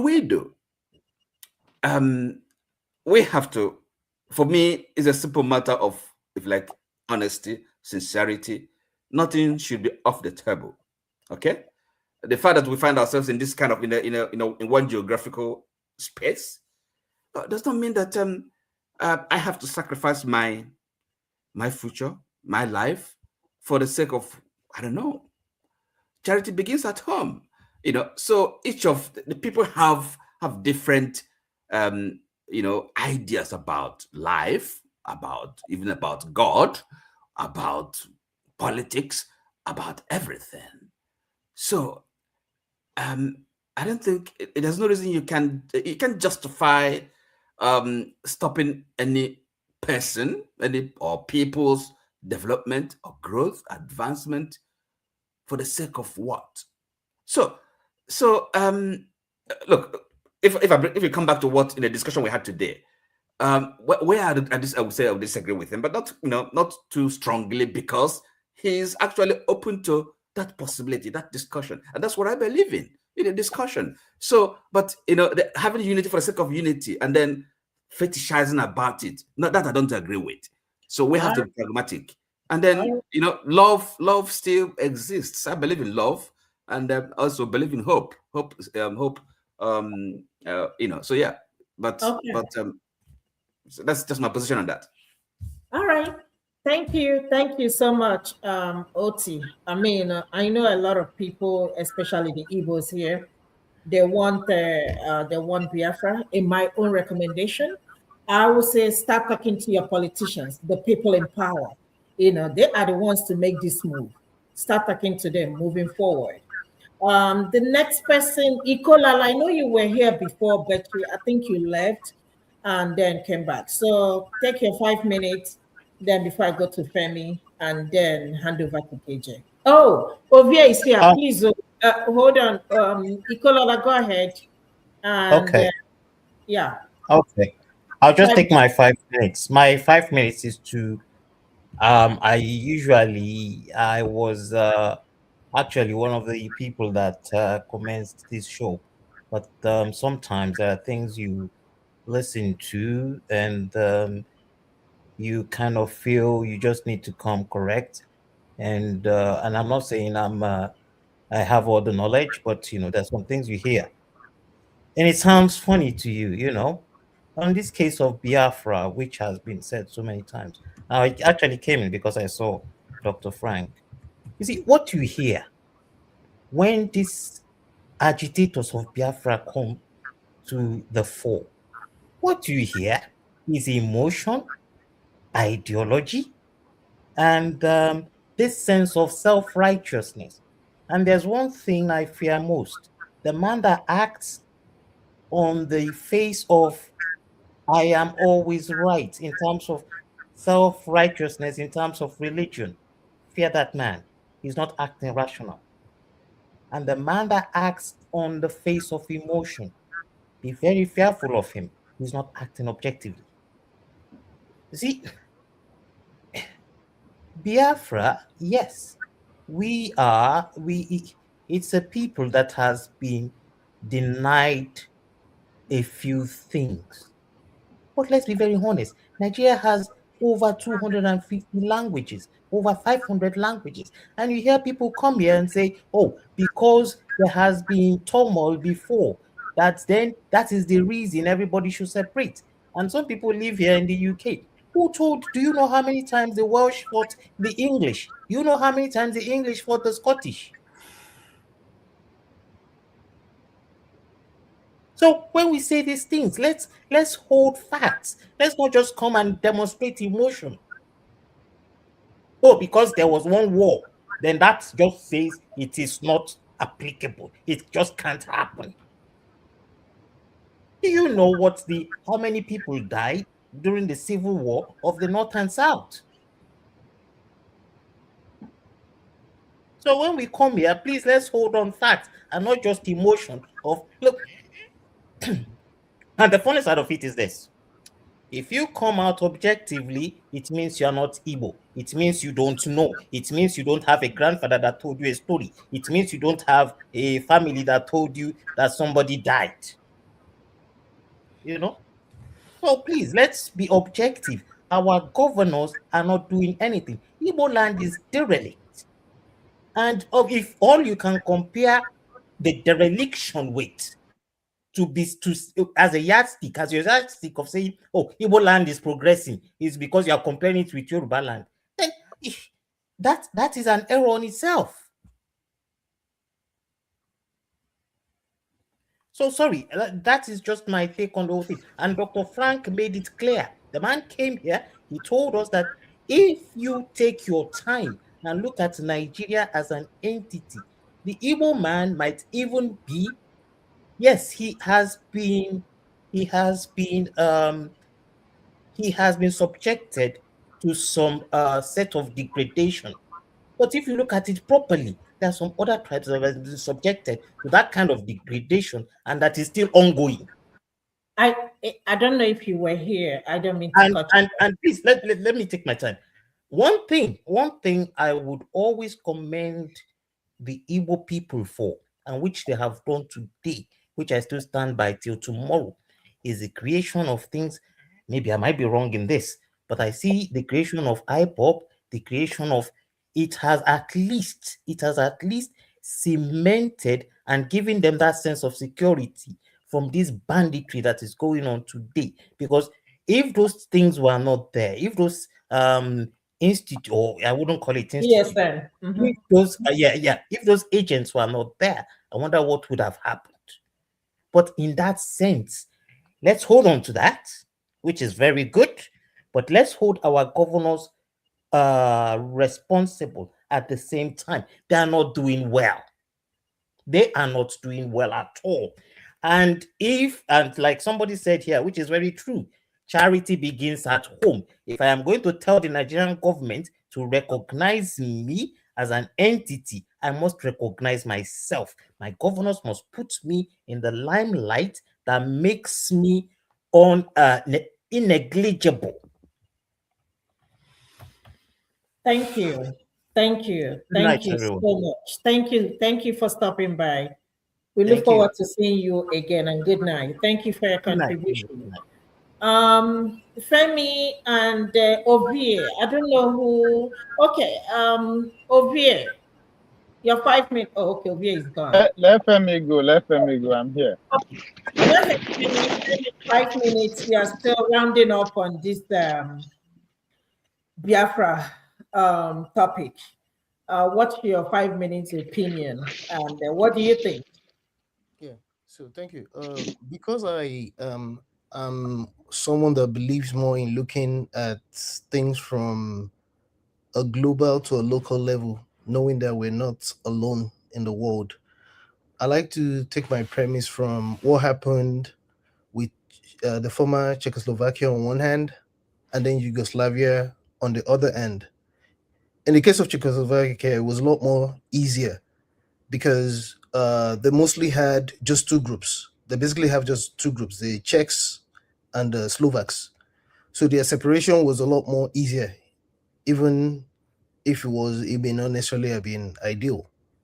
In the case of Yugoslavia, it was a lot more complicated and it was violent as well. And of course, that dwells into the fact that there's a lot more ethnicities involved.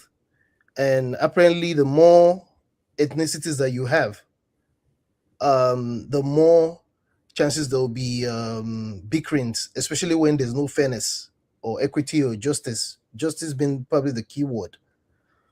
So when with Yugoslavia in perspective and putting it side by side with Nigeria, and maybe just Black Africa as a whole, you begin to see that even after you had the initial breakup, you had further breakups, a lot of which are violent, all the way down to where they are now. There's still bickerings, especially within Bosnia and Herzegovina, because recall that when you now come down to a country like Nigeria, they, apart from intermarriages and what have you, you want to ask yourself the question, okay, granted, Biafra was a name that was in existence, for example, even before it was co-opted to be a breakaway nation.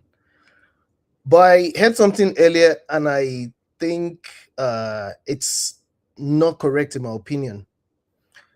Depending on who you speak to, there's about 200 to 250 to 400 stroke 500 ethnicities and subdivisions and what have you.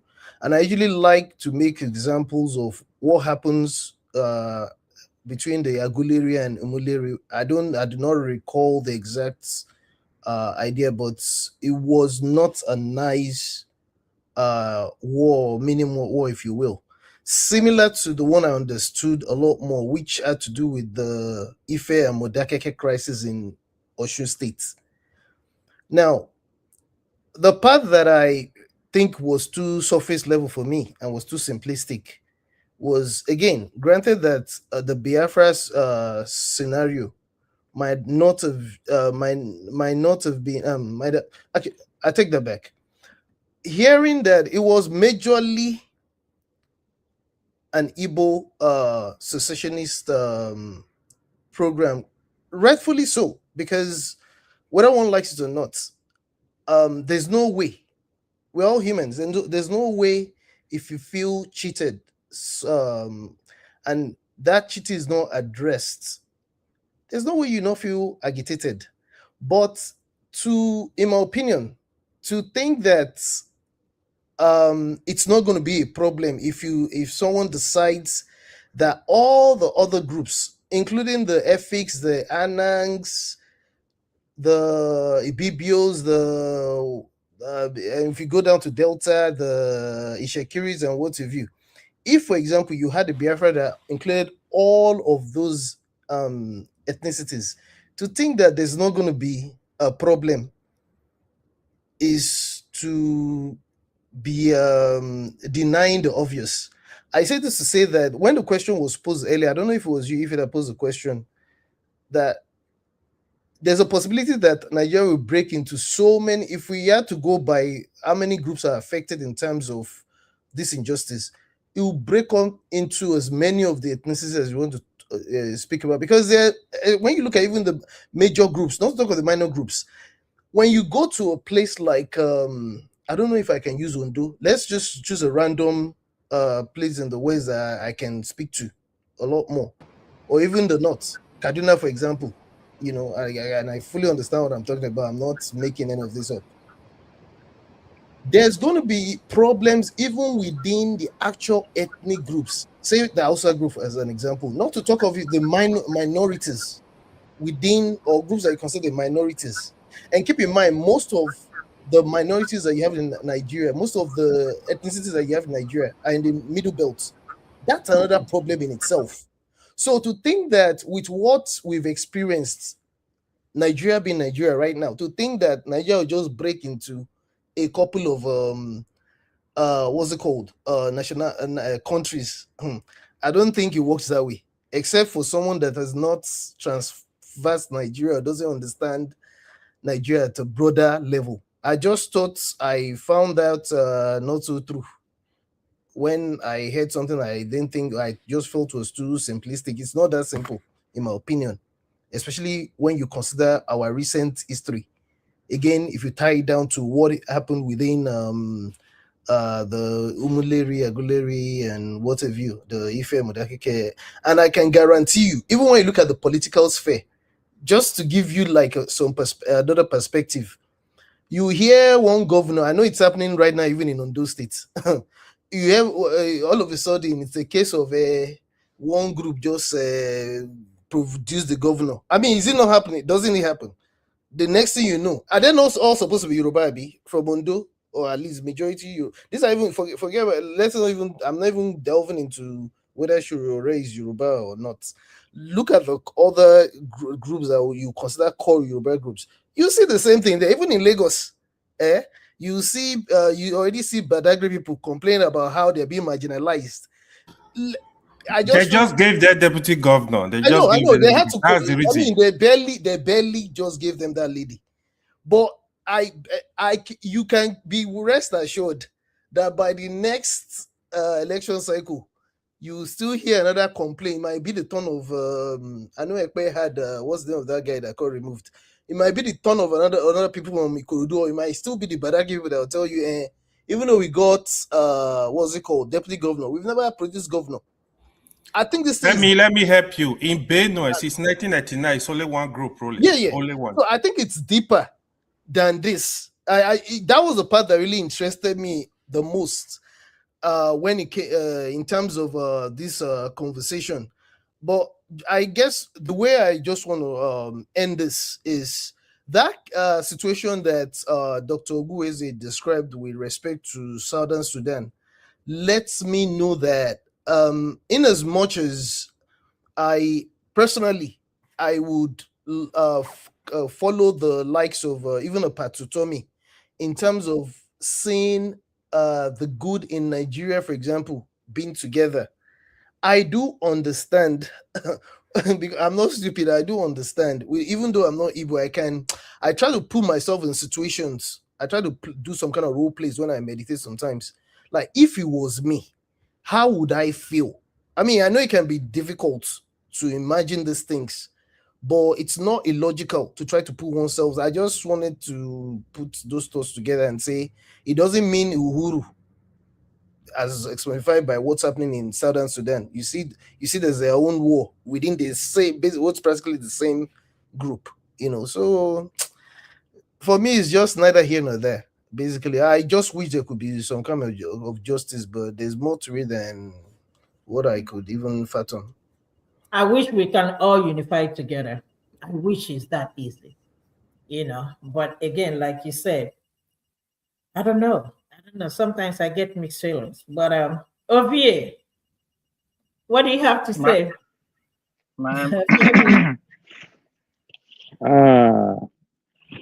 First of all, I would like to make this clarity. From yesterday to today, I sense some notion as if the only Igbo man has the actual right to talk about this Biafra. And I say not lie. The same right an Igbo man in Inewi or any part of the Southeast has to talk about the Biafra. The same thing somebody from Katsina, somebody from Edo, somebody from any part of the country, because it's our history.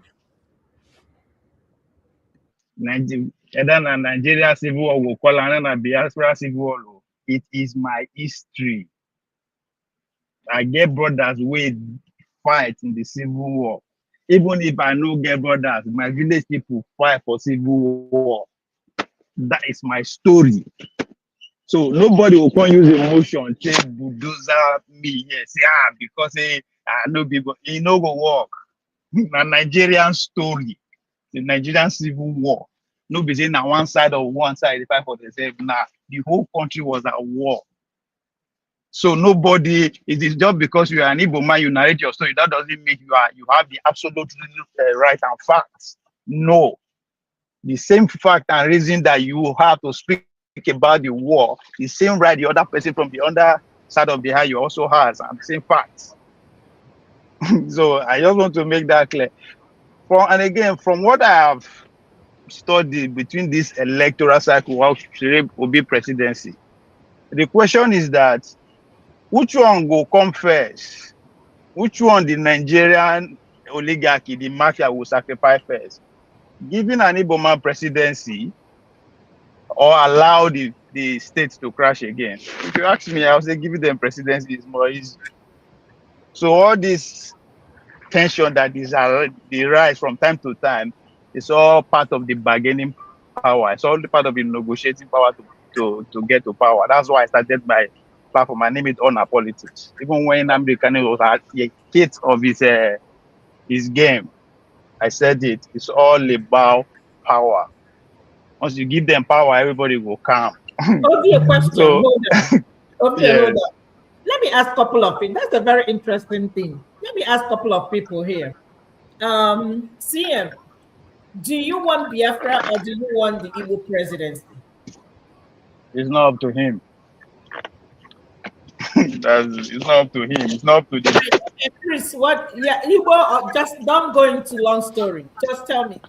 Do you prefer the Igbo presidency or do you prefer the Biafra? Which one do you want?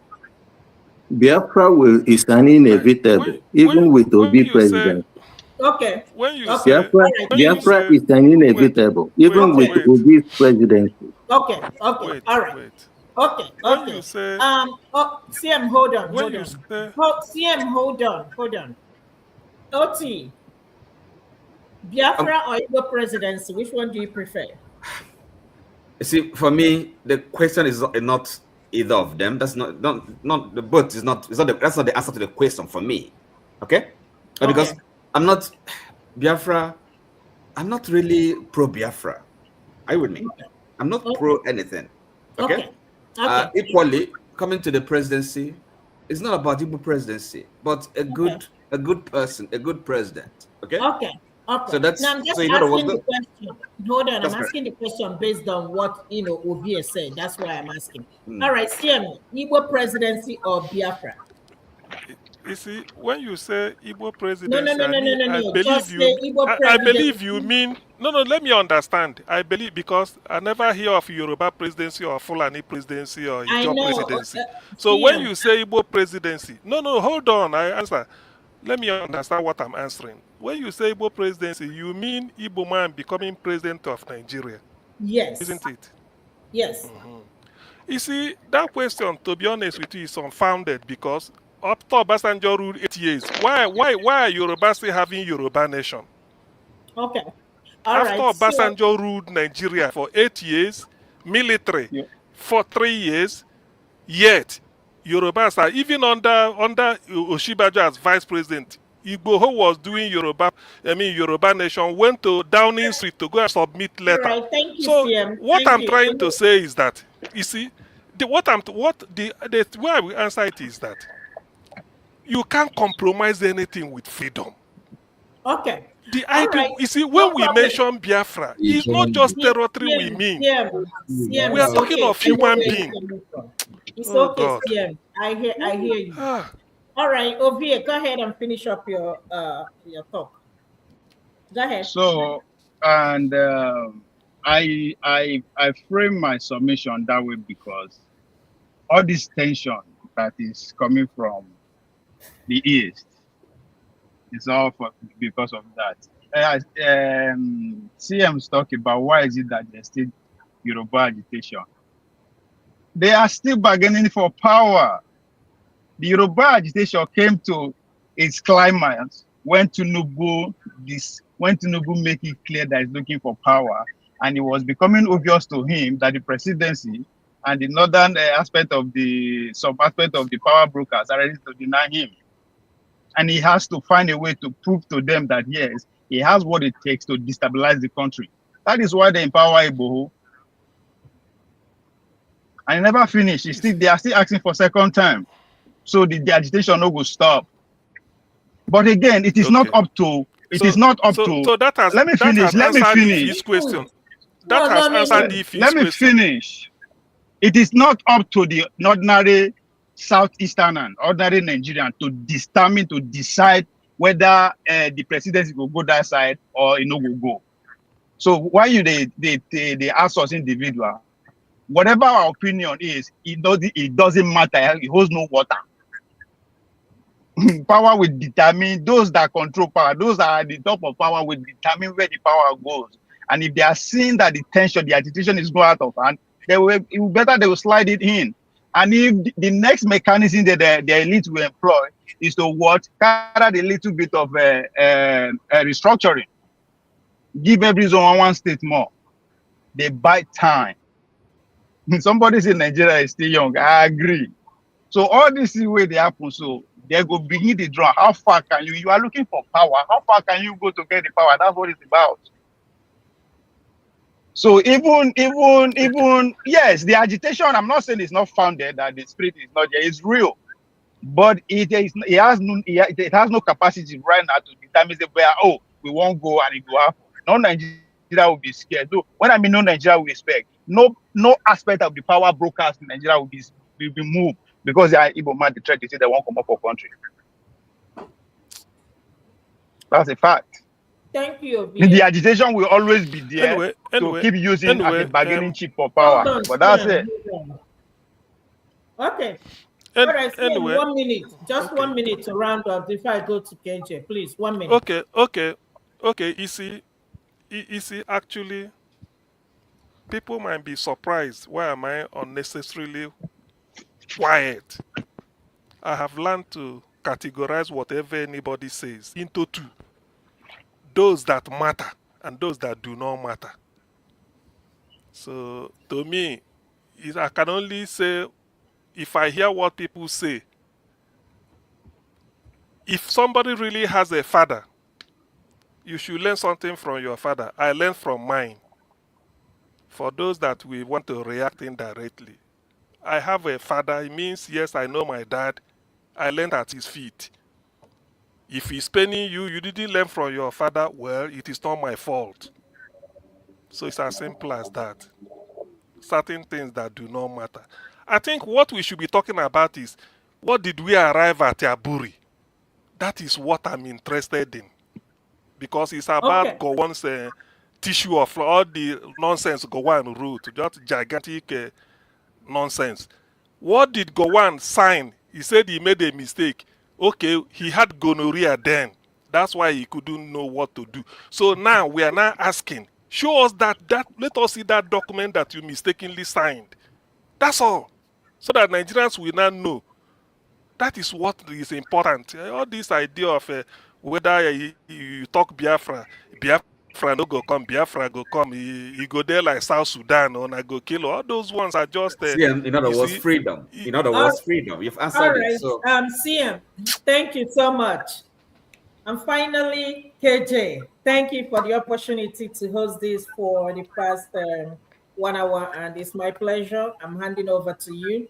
Today we had Dr. Frank Ogbunwezeh. No, you're not handing over to me. You are still continuing. You're doing a good job. Exactly. If KJ, thank you. If you want to escape, yes, go nowhere. Not only that you are doing well, we prefer you to KJ. We prefer. I don't mind. I don't mind. At forefather. I don't mind. It's not a popularity contest. I don't mind. Right, if I've been following, I was not around. I had to drive about 1 hour to get back.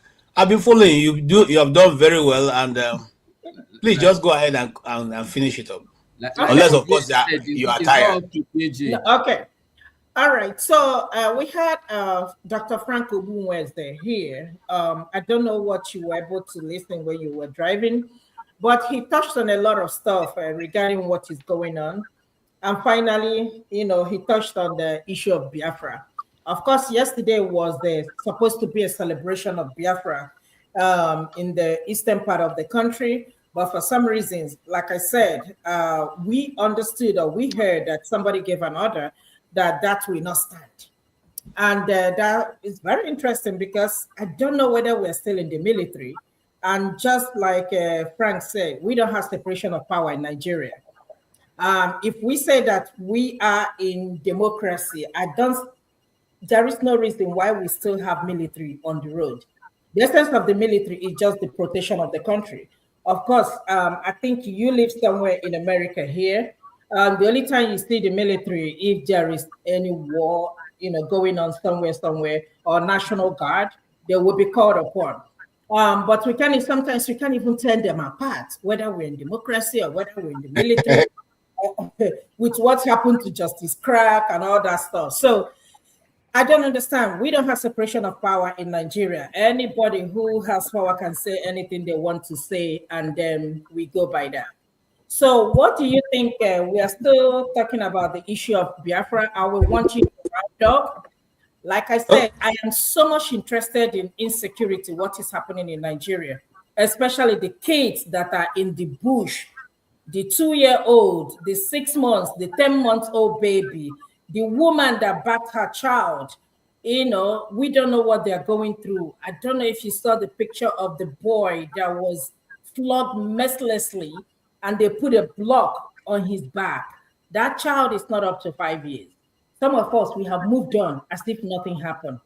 That is the kind of mentality we have in Nigeria. So I would like you to touch up on this, and then we can quickly dive on into this issue of security. Thank you. Okay, thank you so much. If you've done or you're doing such a great job, I am really, really impressed. Thank you, and for also in a very short notice, without preparation, coming in to rescue the day. And then every one person who is here, I thank you for also being here. CM, I will not mind if you have not published that your write up. Yeah. I'd like to see you publish it. If you are publishing, please send me a copy. I would like to go through it, and there's a lot to learn and a lot to read there. Yeah, I will. Earlier on, Forefather was saying something, and I think Forefather should watch it. I think it's becoming a very serious issue, that each time an Igbo issue is mentioned, he jumps to the wagon without even knowing what he wants to attack. I don't know why some people take it to mean that once an Igbo issue is mentioned, it means that they must be attacked. It doesn't help anybody.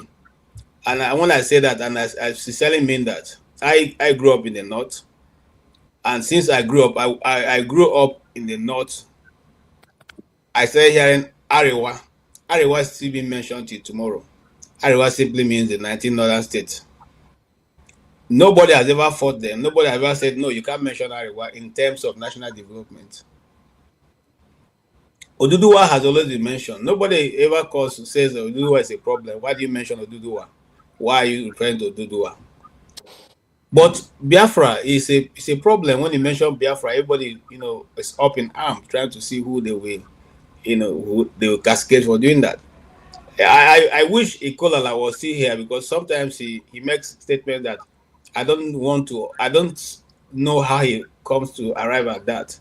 He said, what is the struggle? Nobody who doesn't, I don't know any Boma who doesn't want one Nigeria. What we are saying is, since we have been asking for one Nigeria, what have you done to make that one Nigeria a level playing field for everybody? What have you done? Buhari came, of all the money he was borrowing, none was ever sent to Southeast. The railway, the Southeast should have railway more than any other part of Nigeria. The Southeast was not included. Instead, we made railway from Nigeria all the way to Maradi in Niger Republic. Meanwhile, if you have gone to Maradi before, Maradi, free of charge. If you are going to Maradi before, free of charge, you find out that the people who are even living there may not be able to pay back that cost of that railway in the next 20 years. But there's certain particular part of your country with a lot of population. I won't say majority population, but a lot of population that you could have done that for. You didn't do it because you didn't consider them as being an integral part of the nation. Now, why do you want to ask us what is our state governors doing? What is good for the geese is good for the gander. Forget what our governors are doing. The governors in the rest of the country, are they doing well? Why are they still giving them federal allocation? Don't ask us what the governors are doing. Leave that to the Igbo people. Let them sort out their people. Give them what is due to them. That's what we're saying. Give them, then leave our. Did you help us to go and slap Ike Kuremad in Germany? Our people are well able to deal with our leaders if we want to deal with them. We will put them on the pedestal and judge them. It's not your business. What we are simply saying is let there be a level playing ground. What is good for you in the north is also good for us in the south. It's also good for those people in the west. For me, I stand that everybody should get equal treatment. If an Igbo man commits a crime, let him be punished like any other Nigerian. If a Hausa man commits a crime, let him be punished like any other Nigerian. If a Fulani man commits a crime, let him be punished like any other Nigerian. Nobody should be treated with half measure. And when he has to do another person, the law begins to grow wings or change. These are the things that have been there right from time immemorial, and nobody is doing anything about it. So how about we discuss that thing that's making people who want to leave the nation want to leave? Why are we not putting our effort in trying to discuss those injustices in the system that is making people to say, if this is how it's going to be, then we don't want to be part of it. No, don't, please hold No, on. no, no, Siam, hold on, Just hold 30 on. seconds. Hold Let on. me ask you a You are question. going to, If we heard you you. No, let me Siam, add my field of thought. stop, please. KJ, round up. Go ahead, KJ. Siam, wait. Go ahead, KJ. Sorry about that. Some few minutes ago, an Ariwa youth was warning Allah Ejimako not to even mention General Yakubu Gowon in his mouth again. That these are their leaders, okay, and that he shouldn't mention. It cannot be criticized. That is giving him the last warning. Now, but this is what is going on. If an Igbo man does that tomorrow, he will be picked up. He'll be picked up and locked, and the key will be thrown away. An Igbo chief in Lagos said, if you people don't want to give us security, we will bring people who can come and give us security. Okay?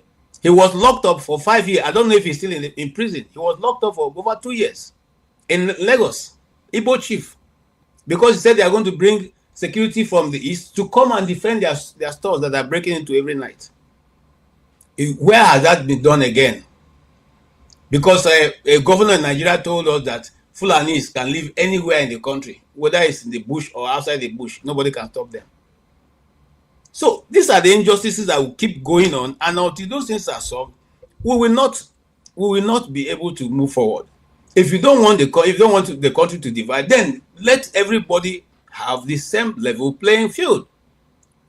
So some of you, sometimes I don't even know. Look, the money alone going to 2 states in the north, it will go around the eastern states more than 2 times. It wouldn't be enough, because one state or 2 states in the north covers every other local government in the southeast. So what are we talking about here? And money allocation is given by local governments. So if we are serious as a people and we want to maintain a nation, then we will go down to look for those things that people are complaining about.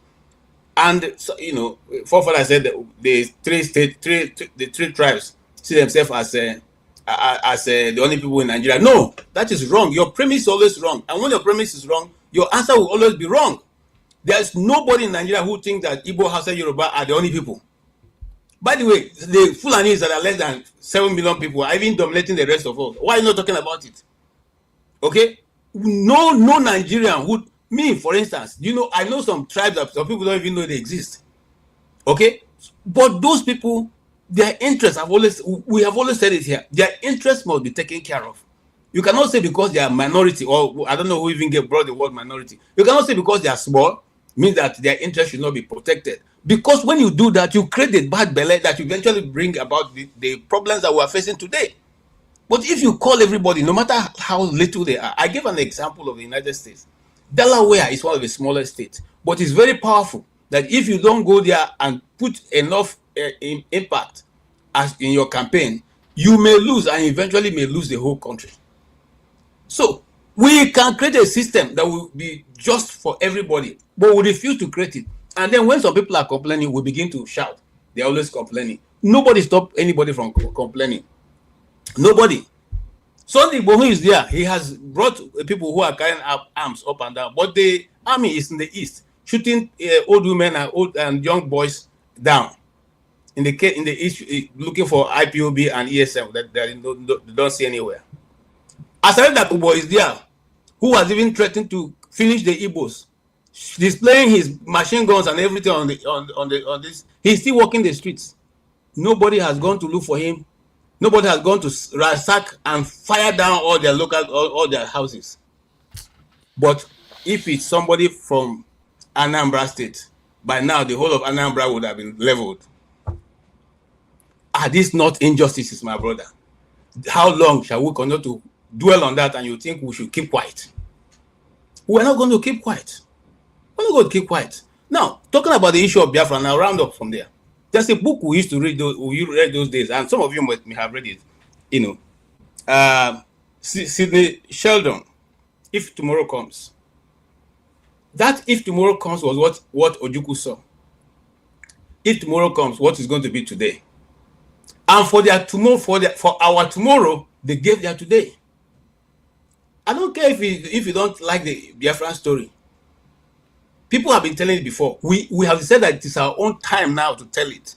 Because as long as the hunter keep being the one to narrate the story, the hero will always be the hunter until the lions begin to tell their story. The lions are now telling their story. We will tell it. I've always said it here. I don't care what you think. We will tell that story. We will write that story. We will publish that story anywhere we like. Because the life of 3 million people, if it don't mean anything to anybody, it means a lot to us. It's not because our people were the ones who are involved. If it were any other place, we would have done the same thing. So, saying that is because we are what then do you want us to do? Do you know that the system that was destroyed will never ever be my father never recovered till he went to be with the Lord.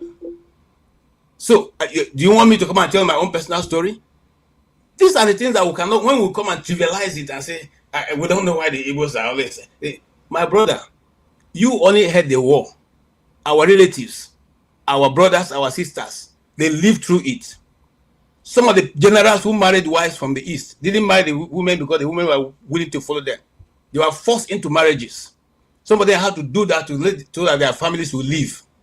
And then when somebody comes, because you are sitting there, you just begin to talk nonsense. Some of their sisters are still in bondage. They married and they have to convert to whatever religion those people were worshiping. And they continue that way until eventually they were able to relocate. Do you want me to tell you the story of the WTC, Women Teachers College in Uzua College?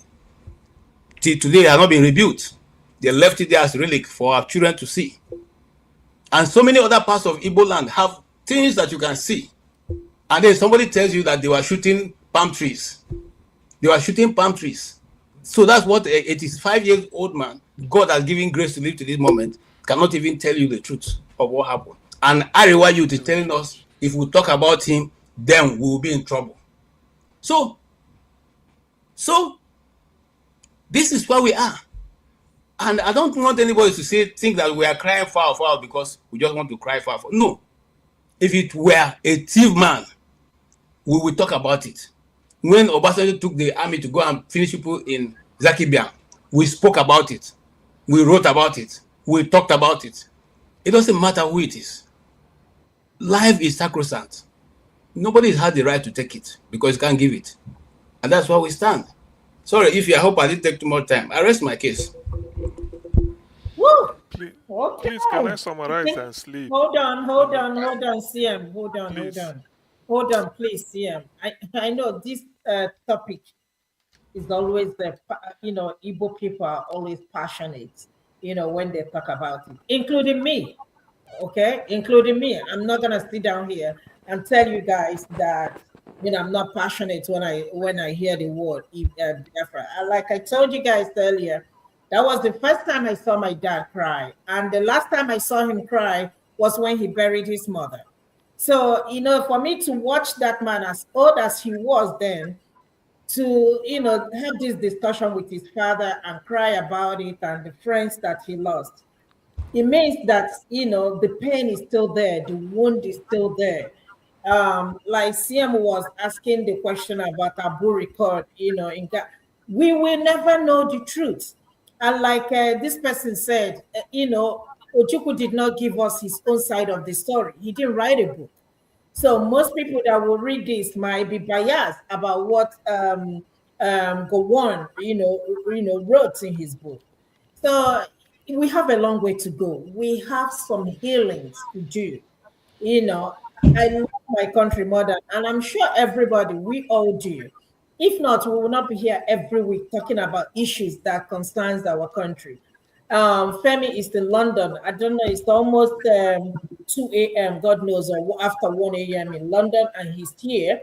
I I'm think not in London, though, Ify. Femi is Trop neighbor. are you here? Oh, okay. I think Master. Let me talk about Master. Master is in Nigeria, and look at the time, and he constantly come here every day, to join the program. So kudos to him. And Oti, I think you're in London, right? Just to push back on people like KJ. Okay. Manchester. Hold Manchester. on. Hold on a minute. Oti, I hope you are supporting Manchester United. Otherwise, we are going to Thank drive you. you from Thank you there. so much, Oti, I'm for not joining. into football. No. CM 1 minute, not 59, not Okay. 101. 1 minute, I'll cut you off. Round up what you want to say. Okay. KJ, what I wanted to bring to your notice was all of us here, we are 8.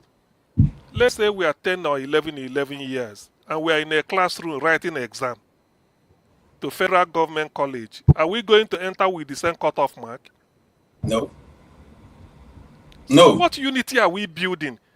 When at the age of 10, you tell a child that you do not belong here.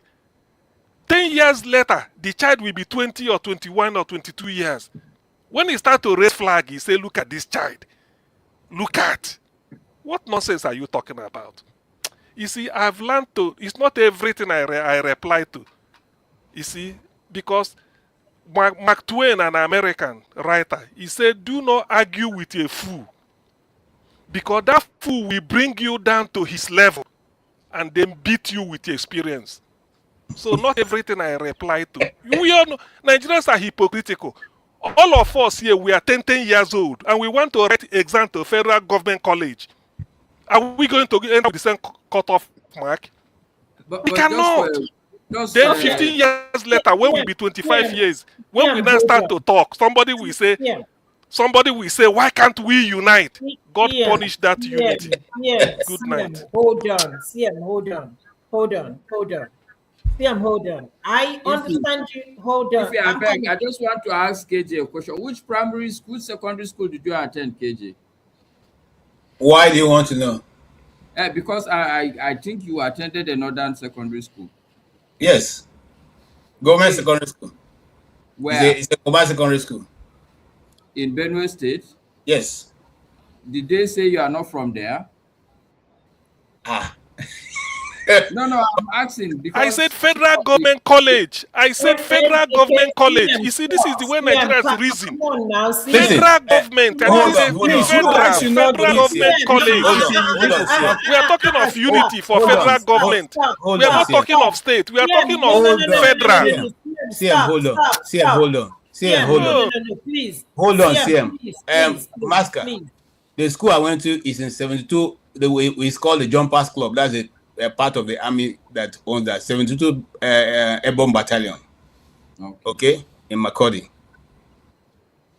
No, all it's right. Fine. Yeah. Look, I don't think I don't want, but I think sometimes we push the envelope too far. It's true that yes, there are cutoff marks, but I can tell you that I went to ABU in my department in Zaria. I read economics. We are about 92. Almost 80% of the students in that department are from the southern part of this country. There were only me and one other guy from Kano that read economics. Only 2 people from Katsina State. So, yes, there are issues, but it doesn't. I don't want to drag the issue and look. Sorry. This is hold on. So this is what I'm saying. Okay, hold on. CM, please hold on. Calm down. Please, I beg you. So this is what I'm saying. Yeah, we have this issue. Nobody's saying that we don't have no problem. I don't think anybody here is saying that Igbos were not marginalized or Igbos were not treated. That is not the point. What Frank was saying is, how do we move past this? How are we going to move forward? I think that's where the problem is. How are we going to, we Yes, and understand that these things happen. I don't know How if you to, mind. If you listen, we have always on this channel canvassed how we can move forward. Then how moving forward is it has to be people who accept that they want to move forward. Now somebody is saying that it's a federal government school. Remember that Nigeria didn't start this way. It was a gradual progression. It's not that when we started. In fact, today I was talking with a friend. He went to another part of school in another part of the country. They had the same kind of treatment. I mean, with any other person. It was a gradual movement. Somebody was saying, KJ, let me ask you a question. I'm coming. Let me ask you a question. no, Sorry, AY, no, please, Fifi, one I'm question. coming. I'm coming. See, let me tell you something. I've been asking myself this. In the time that Gowan decided to create the 19 states, how many Igbo people were represented in that committee, in that meeting where he went to create the 19 states? How many? You should go and check now, KJ. Not that No. I'm asking because at that point that he created 19 states, how many people were in Idoma people were in that committee? How many Idoma people? Is Idoma not? Oh, so now we're talking about the southeast. Sometimes this is what we do. This is part of the problem. Okay, you somebody's problem, you push it aside. So Idoma, because they are part of the north. You yourself, KJ, you can't make that statement. You keep. This is called gaslighting. Masker. You keep putting that out. Okay. Hold on. Listen. KJ. Hold on. Please, I just want to make a statement, and I'll go because I want to go and sleep. Hold on, Chris. All of us want to go and sleep. Come down, Chris. Hold on, people. Hold on. You see this issue of Biafra, let me tell you something. I know the Igbos are so passionate. I keep saying it. Sometimes, and that's why I said it would be good for the federal government, the government of Nigeria, to address this issue because a lot of people are still sore from the wound. If this issue is not addressed, it will continue to linger to generations to come. No, I want to talk about security. Hold on. 1 minute. Imagine if they come together and sit down and acknowledge that something happened, that there was a genocide, just like Dr. Frank said. And, as the Igbos, how can we make amends so that we can move this country forward? I think it's going to go a long way. But trying to suppress this as if it never happened, trying to wipe it out of the history, it's not going to help. Because we have internet, people are going to read, people are going to talk to each other, generations to come are going to read about it. Okay, so I know a lot of people want to go to bed. Chris, any other person have something to say about this for the last time before I round up? About yes, hold on, Chris. About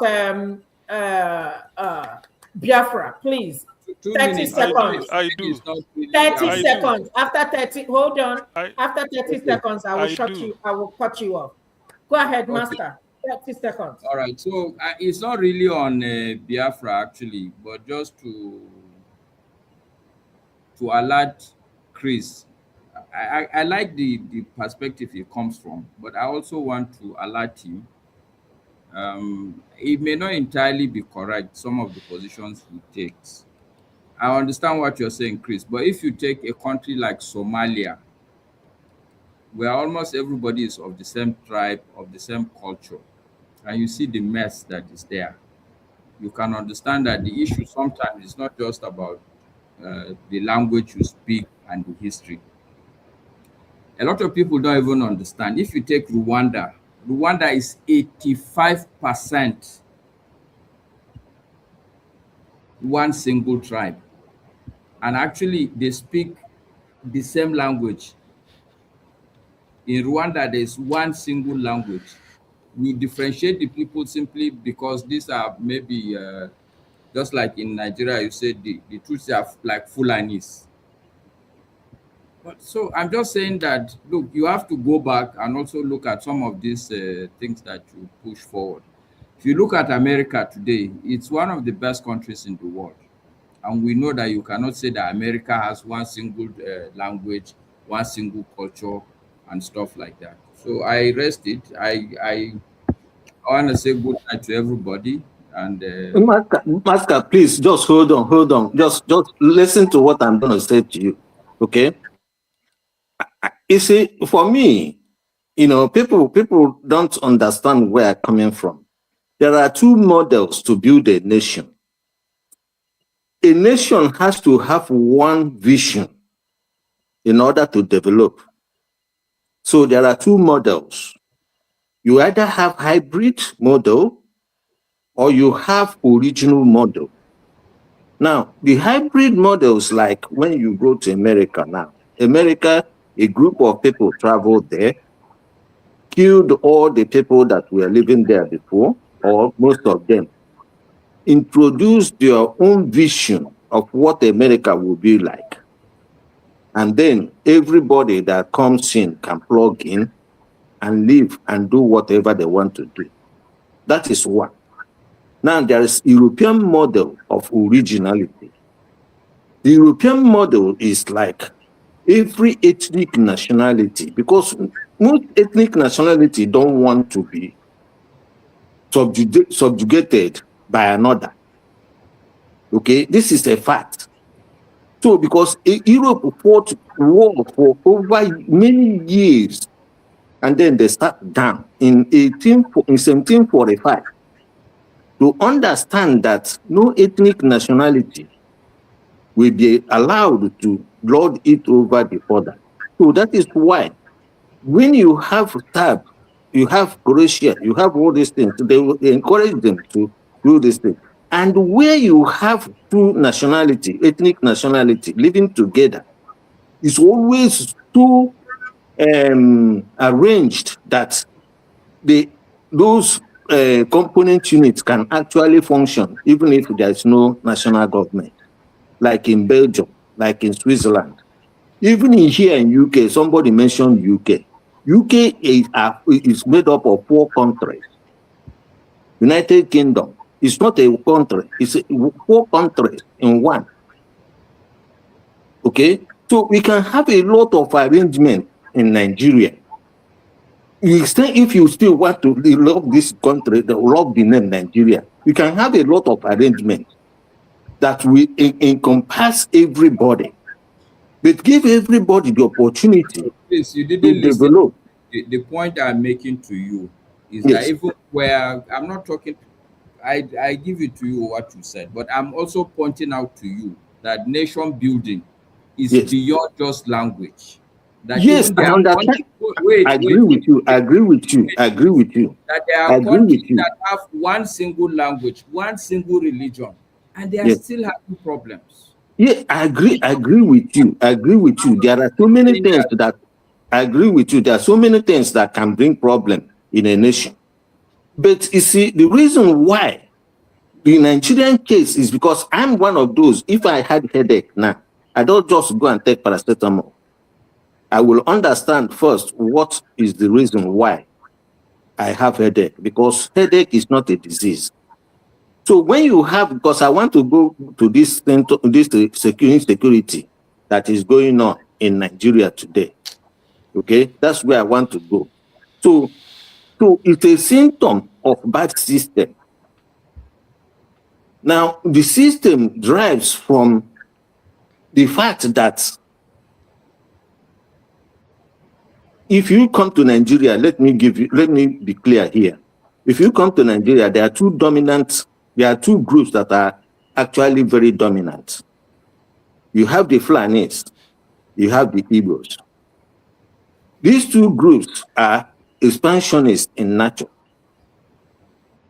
These two groups have that's only one thing they have in common. But the Fulanis have a conquest mentality. The Igbos don't.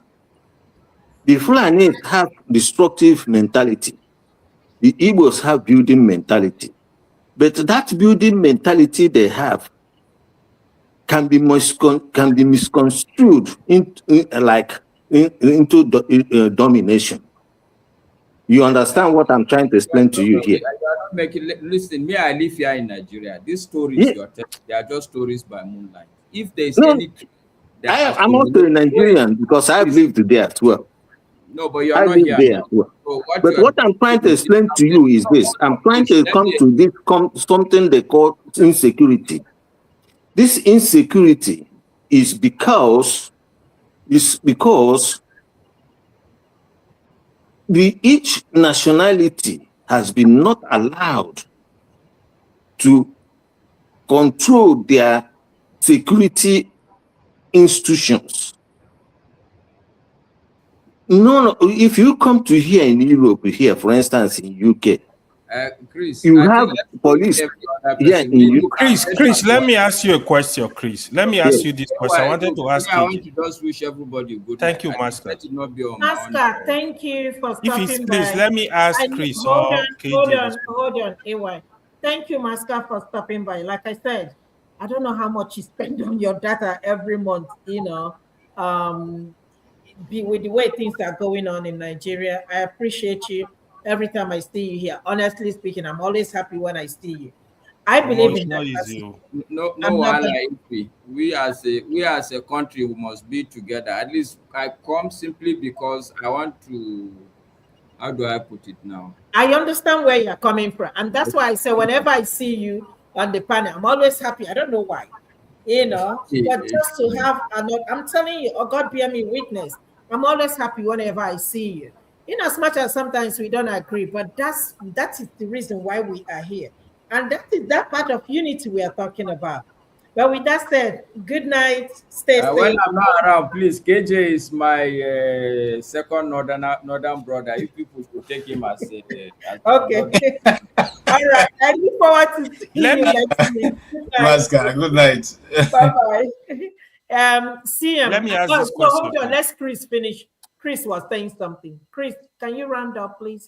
So what I'm trying to say is that this insecurity, had it been that, okay, take for instance, when they were in Aburi, that Aburi Accord, because people don't even know that Aburi was meant to save Nigeria. But, because they did, Aburi failed, Nigeria is not going to work and it's going to complete, even if we don't do nothing, even if Biafrans or Igbos don't do anything, Nigeria will eventually collapse. And I can give you exact reasons, but that's not where I'm going, because I know that it will collapse. Now, but what I'm trying to say is that if you have the Europeans manning the security structures in their country, you have the Hausas manning the securities in their country, it will be very easy for them to determine who is their enemy when that enemy comes in, and then they will fight him immediately. But these things are not done because they want to be, they want to have a federation. That doesn't mean that you cannot have a police that made up of Yorubas in Yoruba land, and when the army made up of Yorubas in Yoruba land, and when the Nigerian government want to take police to go to external operations, they can call from any of the sections. But the idea to have a Yoruba man being the commissioner in Imo State or a Fulani man being commissioner in Anambra State, it misses the point. And and this security will not go away until each nation is allowed to have their own security. That's all I've got to say. Thank you, Chris. It's very, very interesting night. Thank you for your contribution. Thank you. CM, I know you want to say something. Okay. Can My you say last something then? my Yeah. last word is this. The problem with Nigeria is the fear of unity. It is the fear of unity. That is the problem with Nigeria. Nothing more, nothing less. And they will be shouting unity, but they are afraid of coming together to unite. Is the fear of unity. If not, you can start to segregate people at the age of 10 based on knowledge. Thank you. Thank you, CM. Yeah. KJ, let me ask you this question. KJ, let me ask you this question. Okay, please. You know, see if he does not want me to talk now. No, go ahead. If you Like I said, KJ, come on. please let me ask question, please. Go ahead. I want to ask this serious question. Both Chris, especially Mr. Oti. Mr. Oti is a legal person. If this Biafra thing is really a serious thing in Nigeria, how come all these years there is no Southeastern senator or rep member that can at least raise this issue on the floor of the National Assembly? Let people even disagree with him and said, no, you can't bring it up. Why can't nobody, no rep member, nobody, no Can I senator, answer that question? at least let one person raise the issue? Let's Can I be a answer that topic. question? Yeah, anybody that want to answer it, I will They are respect the it. part of the problem that we have in Southeast. The Southeast politicians, Ojo Zakalo and the rest of them, they are part of the problem. The truth of the matter is this. It's not that they don't want to talk about it. But the thing is that corruption has eaten so deep in Nigeria that just with money, you can silence everybody. That is the problem. Because excuse me. Can I also yeah, that would be good. An answer. Well, just in line with what Ify said, Turkeys don't vote for Christmas. And by the way, even if any Southeastern politician were to bring it up, he wouldn't garner any support. It would, it would be meaningless. So what's the point? As a politician, even using that to kind of, I mean, it's like attract on negative, unnecessary attention to yourself. You're not gonna succeed, and you can only make your political future more precarious. Because people will start suspecting you. So I mean, that's not a question. See, and look, let's kind of try and grasp the real issue. It's not about, as I said, the question was asked to me whether Igbo presidency or Biafra. I said it's not really, it's not that binary, this issue, Biafra, I understand. or whatever. I understand. Essentially, I have a reason why I asked that question. I said that I was saying that was the reason I gave my answer to the question. I'm kind of elaborating on my answer, and the answer, which was CM has also kind of even broached it, is this issue of freedom, right? Self-determination. Okay. And by the way, do you people know what the real issues for, or the ideals why the Biafran Wars was fought? Okay. I will refer you in as well for that. I don't know. There's it's called Ahira Declaration. Ahira Declaration. Now, because you see the poem I started off with ended up with Africa. Will Africa come a third time? You find out that the struggle really was for the black man, for the black race. It's because it's not as if people didn't have a problem with the Yorubas or the BB or whatever. No, that's not what the struggle was all about. Now, in the Ahira Declaration, you see, Ojukwu kind of spoke about three problems or three enemies of the black man. Not an Igbo man, or not the Igbo man of Biafra or the Biafran, the black man. The Biafran by extension, in other words, the real reason for the struggle. You know what is the three problems? Racism, okay? Because the white European has never really seen an African man, to be equal, to be a real man. After all, you had colonialism, and slavery, colonialism, and whatever, still going on today. The second issue, the reason for the war, is Muslim Arab expansionism. Somebody has talked about, the expansion of the Fulani, whatever. Okay, part of the problem. Fulani Muslim, not Fulani, Arab Muslim expansionism. And the third problem is white economic imperialism. So these are the three problems of the black man. And if you discover that it's not the problem of the Igbo man. Okay, so it's and the Nigeria is more like a tool, an instrument they're using to carry on Nigerian foreign masters, this project of white economic imperialism. We still have it today. I mean, slavery was there, and then before direct colonialism, and then new colonialism, and which of course even Mr. Dr. Ogbunwezeh spoke about. It is still the same story. So really, it's not the real issue is not amongst us. Okay, so when we're talking about this unity thing, unity or whatever, no, that is not the real issue. And the independence of one might actually lead to the independence of the whole, and therefore it goes back to the argument Chris is making. So in other words, what is going to succeed? What works? Okay, what is the best chance for a Black African nation, a powerful, technologically advanced nation? What is the best prospect for it to come about? Is this thing we call Nigeria, this model, this contraption, as some people might call it, this directionless? That is, the honesty. That honesty has to be there. We have to have that discussion. It's not nobody hates. I mean, we don't hate each other. It's not a question of hatred or not liking people or people having fears. AY always talk about minority. Who is against, and then who is against the minority people? The people we call minority. They were part of the Biafran government. The so-called minority people. They were integral part of the Biafran struggle. It wasn't you were here yesterday. You listened to Mo. Biafra was not a tribalistic, was not an Igbo agenda. You should have learned that if you were listening. So really, let's be real. Let's understand what the issues are.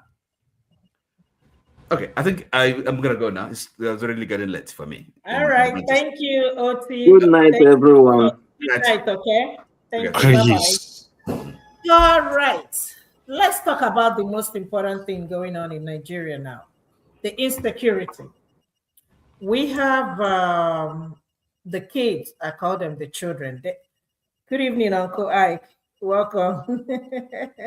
Welcome. We have the insecurity going on. This case, they are in the bush, I think it's the 15th day now or 16th day. That's more than 2 weeks. And again, the president hasn't said anything. Again, the first lady, she hasn't said anything, but she was able to go to a kitty and give them 100 million naira for re-election of Oyebanjo. That is the country that we have. It's just every day you wake up. I don't know about other people. Anytime I see a phone call, I'm like, is everybody okay? Is everybody okay? I've said it so many times on this channel. It's not supposed to be like that.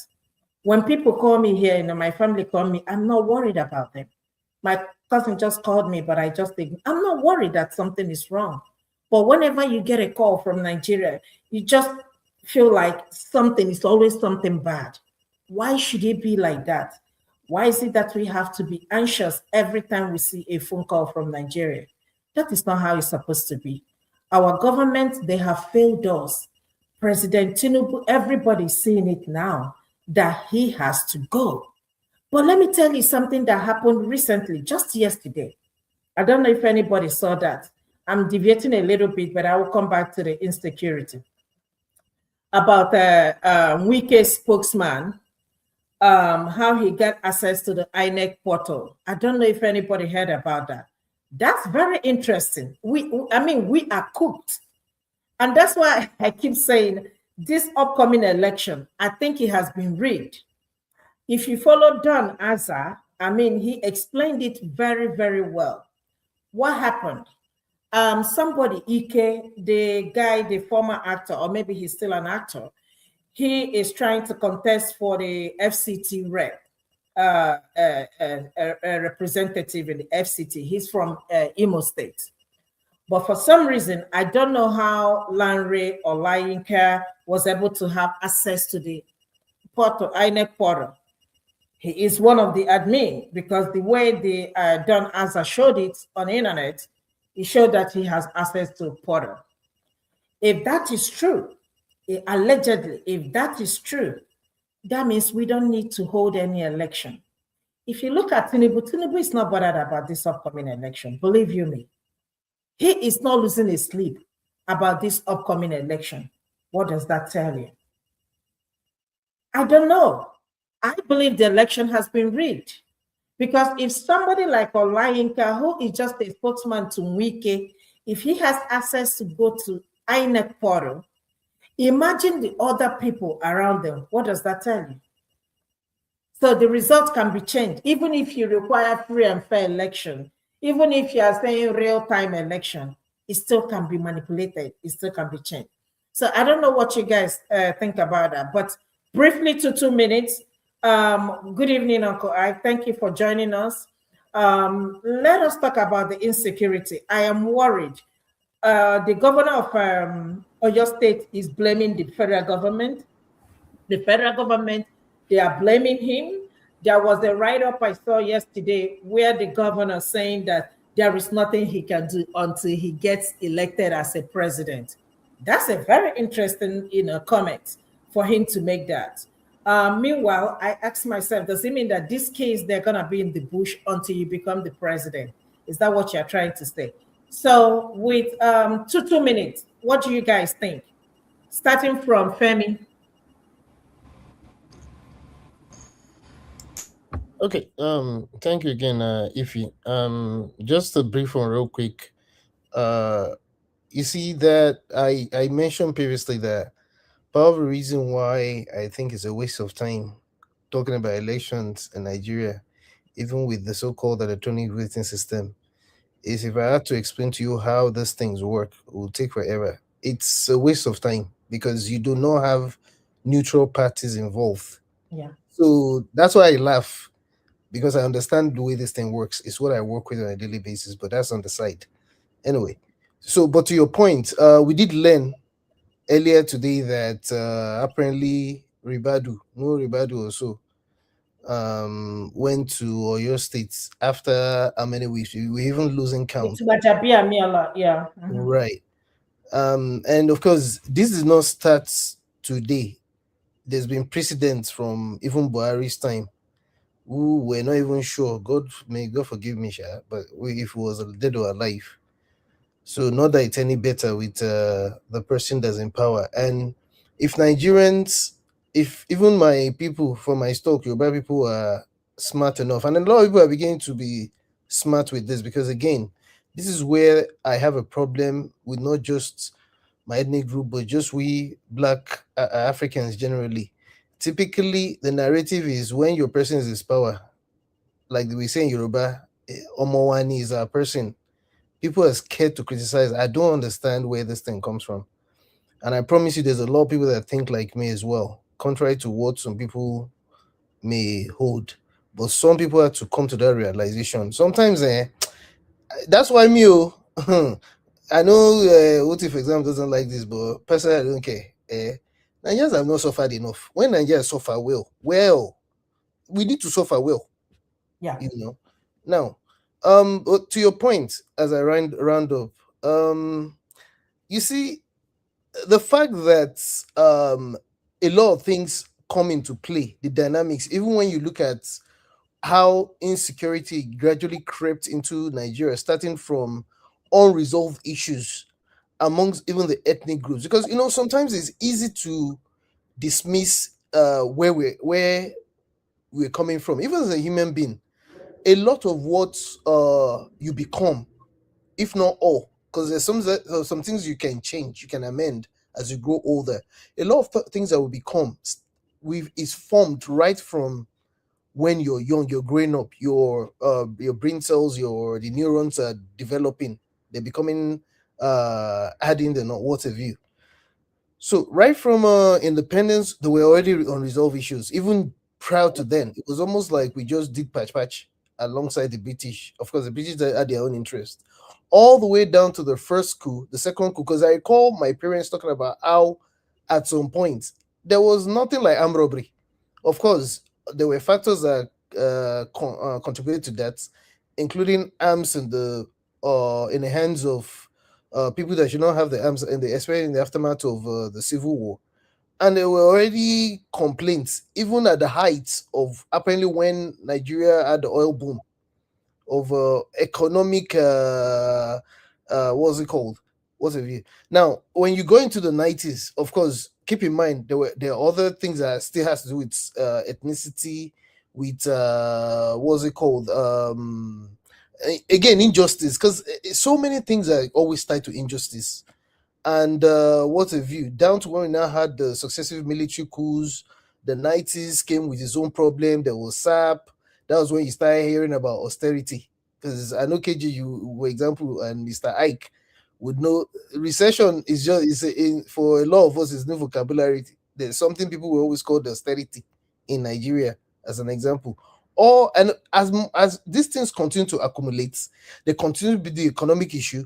Now you now throw in global warming, for example, and other crises that, apart from the ones that were unresolved, there were newer ones as well. You look at the example of the Metacynic crisis already that was already brewing in the north, and then you had what eventually resulted in that killings that happened in southern Zango Kataf in Kaduna, southern Kaduna, as an example. It didn't seem like anybody was paying attention, or people were continuing to dismiss it all the way down to the 2000s. Even when we now had a return to civilian government, and then you had the Mohammed Yusuf and Boko Haram, and of course you cannot dismiss what was happening from Saudi Arabia, because like I continue to tell people think Iran is necessarily sponsoring what's it called, terrorism. There's a lot more to it, and of course you can't take away the fact that there's also the Western country, and I keep mentioning this. There's always a Western nation involvement, especially the CIA, whether we like it or not, in all of these things, down to what happened in Libya and the way arms crept into. It's a whole potpourri of things. But when it now comes to ourselves, even what is happening within Nigeria, when you go down history and down to now, we continue to dismiss these things, and it's now in the open that these people do not care. That's why you see them just more concerned about political campaigns and the Milocon Part 2. And maybe just as to round up, a couple of people said a long time ago, I remember a couple of people mentioning, not just necessarily me per se, that if we think that what was happening in the north as it crept into the middle belt before it got to Kwara, if we think that don't worry, it's just the northerners or it's just the Muslims or what have you, wait until I personally told some of my guys, wait until you start getting to the south. Maybe it is a local. Like someone famously said, I think it's KG, everybody will choke breakfast. So we are getting there. Maybe very soon it's going to get to Lagos. Maybe we like to pray. And God forbid now. I'm glad you said that. I don't know how true this is it, but what I heard on social media, or the word on the streets of social media, is that people from Redeemed Christian Church of God wanted to protest, the Kwara, I think the Kwara branch, but they got an order from above that they shouldn't do that because the first lady is a pastor in Redeem. Therefore, they will not protest. That is the country we are in. Adeboyo's children is not there. The first lady's children is not there. None of the politicians' children are there. I just saw on the news now that starting tomorrow, the Nigerian Union of Teachers, Kwara State branch, will not go to school until those kids are back. Everybody's back. Mind you, we have lost one teacher. I don't even want to imagine the state of these kids. Imagine sleeping. God, I just don't want to talk about it. Yesterday I came here, I was so emotional, I didn't want to talk because looking at those pictures, if you are not a human being, if you don't have feelings, then you are the most wicked person on earth. If you look at those pictures, and don't cringe, to look at that child being tortured, plastic being that, oh God. Anyway, Uncle Hoik, good evening, sir. Welcome to the show. We are talking about our country as usual. What do you want to talk about? We are talking about insecurity. I don't know what you've heard so far. But let me update you with what is going on regarding the kids in the bush. The president sent his delegates to meet with Makinde today after 2 weeks. He sent Ribado, whatever his name is, Uhuru Nebado, whatever, Bajabia Miala, and a couple of other delegates to go sit down. I don't know what they will be talking about. Are you trying to tell me? Are you trying to tell me that these people that they don't know where this cave, they don't know where this bandit? Is that what you're telling me? A whole country, a whole president, defense minister is telling us this one is the army guy. He's just telling us that Tinubu is doing well, that we have to give him another 4 years so that he will finish what he has started. That's what he said. And that's why I keep saying, are we in the military regime or are we in the civilian regime? Because there is no business why a military should be telling the citizens to give the president another 4 years. It's up to us to make that decision. It's not up to the military to tell the civilians, to vote for the president. Give us free and fair election. Let us decide who will be the next president. That's where we are, Mr. Ike. Contribute your 2 cents. Well, happy Sunday to everybody. I think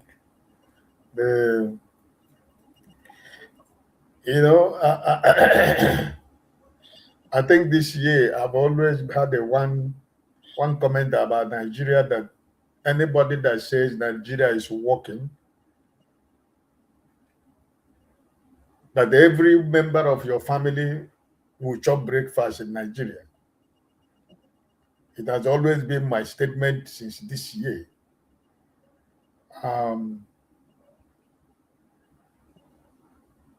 Nigerian lives means nothing to the government of Nigeria anymore. If we are talking about what is going on in Oyo State, what has been going on in the north and the middle belt for how many years now? It's just, but what this one is so heart-wrenching and breaking is because of the little kids that are involved.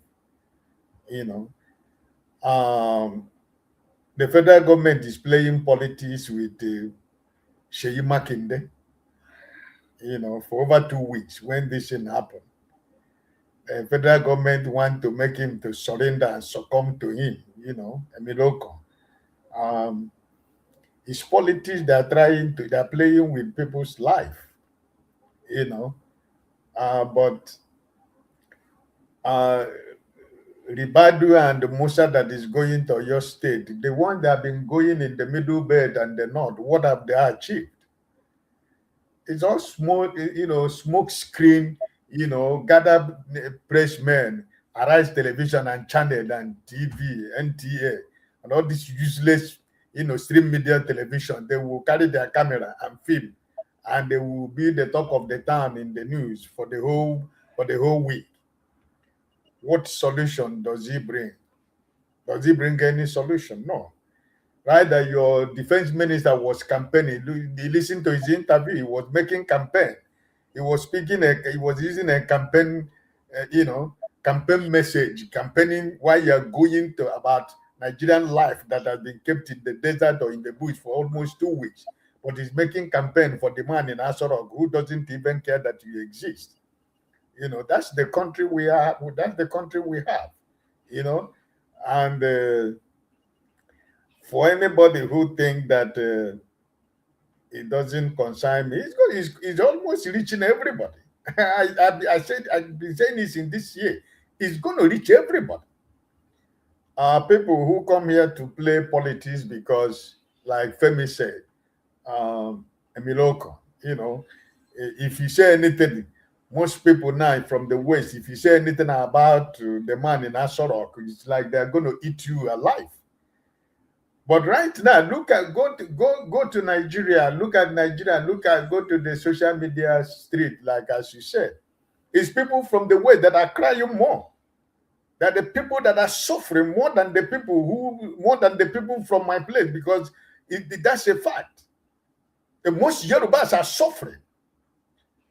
They are the people that are crying more than any other person. And in the midst of them, there are people, when you speak about what this man is doing, they will come after you. You know, like Femi said, why should you speak against the man in Asorok? You shouldn't speak against the man. Is our man. So why do we speak? Sunday, he didn't hear what he said when he went to declare the APC. He said no political party will come to the southwest to campaign. That's the Nigeria with the man who was the freedom fighter yesterday. He has become a politician and he's beginning to sing a new song, right? Now he's saying that no political party will come to the southwest to do campaign. That's the people you have. And now he said he has a security network. That he went to the man in Asorok, he gave him license to have security, to organize, they have a security organization. They are asking people to come and join. That's the country that has failed. And until when people really accept that this country has failed, and you see, it's because people like us are the people who are giving energy to these people in Asorok.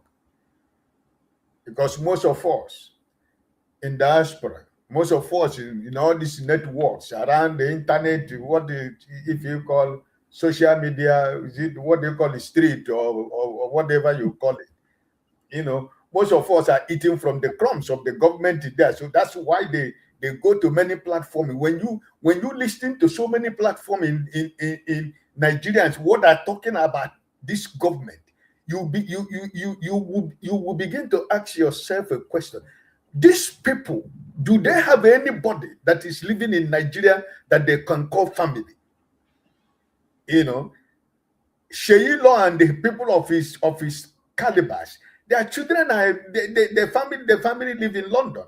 What is in Nigeria? Wearing the man in Asorok cap. He's telling you that the government is okay. The government is working. Don't worry, it's going to be better. These are the people that by the time Nigeria will get to a point, they are the people that Nigerians will be looking after, the one after the other. Because it's not that we don't know these people. They are among us. They live among us. They are our neighbors. They are our colleagues. They are our friends. We know them. We know what they represent. Like my brother Femi said, Nigeria has not suffered a lot. But until that day when he get that breaking point, all these people who are claiming that the government is good and Nigeria is working for them, Nigerians will come after them one after the other. There will be no time for your private day to move anywhere, because that's where we are going to block first. The whole those 8 streets where they park their private jet, that's where we are going to start first, so that everybody will be in Nigeria and everybody will suffer what is going to come upon that country called Nigeria, unless Nigerians make a complete U-turn and reverse and agree that we have lost it and that this man will never ever come back at the head of government of Nigeria. Because if this 3 years is like this, I'm sorry for people who think all of us that are outside are suffering more than the people in Nigeria. I must tell you, if you just said here, the moment there is a call or you have a message on your WhatsApp from Nigeria, the first thing your mind is going to skip, because you don't know what that message. It wasn't like this before. That you get a call from Nigeria before, it's like you are home. It's like you're talking. It's like you are home already. But this time around, you don't. If you're in office working, you don't even want to pick that call, because you don't know that message, what the message is going to tell you, that is going to distract you for the entire day of that day. Like my brother Femi, who is in an IT, there are certain calls that will come from Nigeria that you don't want to pick or message, because you don't know what that message is, what that message is going to do to you that particular day. That's the country we live in. So I just pray. A woman carries a child for 9 months and delivers that child. And all of a sudden, those little kids are in the bush for almost 16 days. And no news from anybody. The government, the government in Nigeria is not doing anything because there is political tussle between Sheyi Makinde and the man in Asorok. And now they send these people. What are they going to do? You know, we have lost a teacher already. But I just pray that God will save this life of these little children who doesn't have anything. They have not committed any offense. They just went to school. They went to school to study. They are not part of this government. The government doesn't represent them. So I just pray, you know, it's heart-wrenching when you look at that and see what these monsters that are in the bush are doing with these little kids. I just pray that something will be done, you know, so that we can at least rescue. And when a man is crying to the governor of Oyo State, can you tell these people to take me and release my wife and my son and my child for me? Let them take me and let my wife and my kid come back home. That's the state we are. Uncle Ike, I don't think anybody is talking about the long-term effect of what this is going to do on these people. Of course, I don't think they will be offered a therapy, you know, because this case, it's a trauma. This is what they have to live with the rest of their lives, even the adults. Nobody's going to talk about the nightmares. Nobody's going to talk about the flashbacks, what they're going to experience. And this is going to be the rest of their life. This anniversary of this incident is going to come. People will talk about this until forever. How are they going to get through this? It's going to be difficult. What is the federal government doing? What is the state government doing? Like you said, they are playing politics with the lives of these children. But guess what? I'm not going to say God forbid. If anything happens to these kids, we're going to move on as if nothing happened. Because we are immune to this bad system with what is happening in Nigeria. Nothing will happen. We talk about it 1 week and we are gone. This is everyday life, every day. If you follow English Alaji, you can see he posts these videos on a daily basis. People are buying. The federal government is not talking about it. I will swear that anybody can convince me that the federal government is not aware of what is happening. They cannot tell me that they don't know where these kids are. And the president hasn't said anything though, but they were able to go to Ojuba or whatever festival. They were there celebrating. You see? The sister Ify, they tracked Justice Crack. They tracked his phone. Yeah. Femi that is in IT can tell us more better. Is in technology. They tracked him, his phone. They know. Gumi told us that. They jammed his phone. They know where he was, and they were able to get him where they know that he was. Uncle so my question is, how is it possible that these people don't tell me that they don't know where these people are in the bush? Do. They know. They can track them down. But again, there are some things we don't know. But the rumor has it that there are people. If you remember, that was the same thing that happened during Buhari's time. That there are people that own the country, that the people in the government that really, really are the ones supporting these bandits. Anyway, we can't even talk about it. Ovie, what do you have to say? Your 2 cents. 2 cents on kidnapping. Yeah, insecurity. I think for me, insecurity at that level, now only the president will feel know what is going on, because those kind of mass adoption maybe it's not being carried out by ordinary hungry Nigerian youth or people who are. These are state orchestrated movement, because it requires a lot of logistics to carry those many children, and it's not their first time. They do during Goodluck Jonathan, throughout during Buhari time.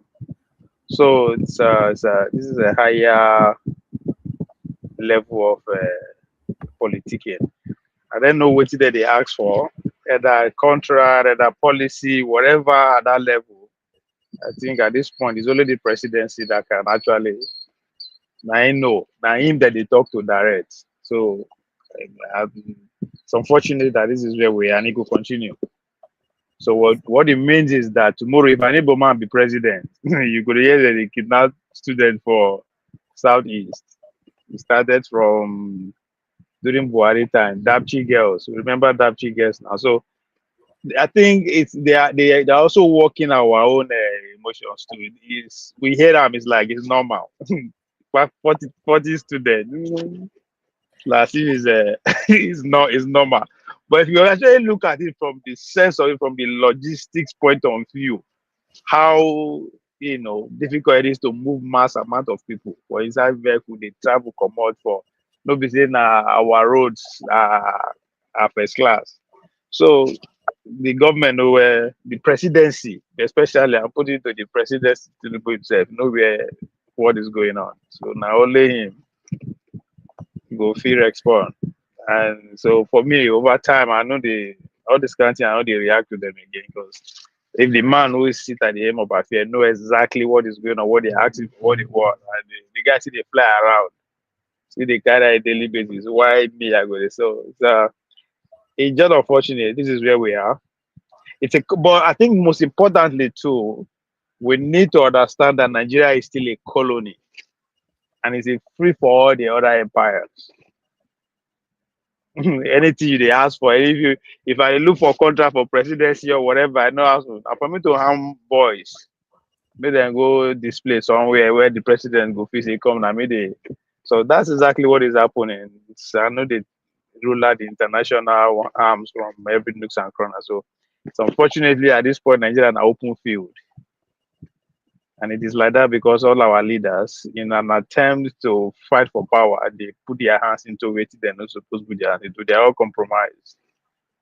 So yeah, sorry for cutting you off. I don't know if you saw the news. There was a news that I saw on social media that the federal government, this is so funny, they've recruited 1,000 well, I call the National Guard to go to the bush. Forest guards. Forest guards. And my question, and I'm like, so that's just for one state. What about other states? Does this even make sense? you go continue now. I think that has been on the policy agenda before. I don't know nobody succeeded. They wanted to create a national forest guard. So I don't know nobody succeeded in doing that, but this is just there's no because I said they don't get that's just one solution for everything because as I said, the country is open. It's open for business. Yeah, so now business border. Do we have border security? We don't have border. Anybody can just now foreign customers. If you go read about the 100 years of humiliation about the Chinese people, this is exactly what happened. Where they begin, the British people begin pushing drugs, opiums, and the Americans join, the Dutch people join, everybody just they were around there for 100 years. That's why they tag that period, the 100 years of humiliation. This is exactly because what Nigeria is going through is humiliation. They are just humiliating us based on our leaders. Anybody we want something at the federal level or we want to do the federal government no good, they move. And to arrange boys now, fortify them, send them enter one place, make them go show themselves. You will get attention.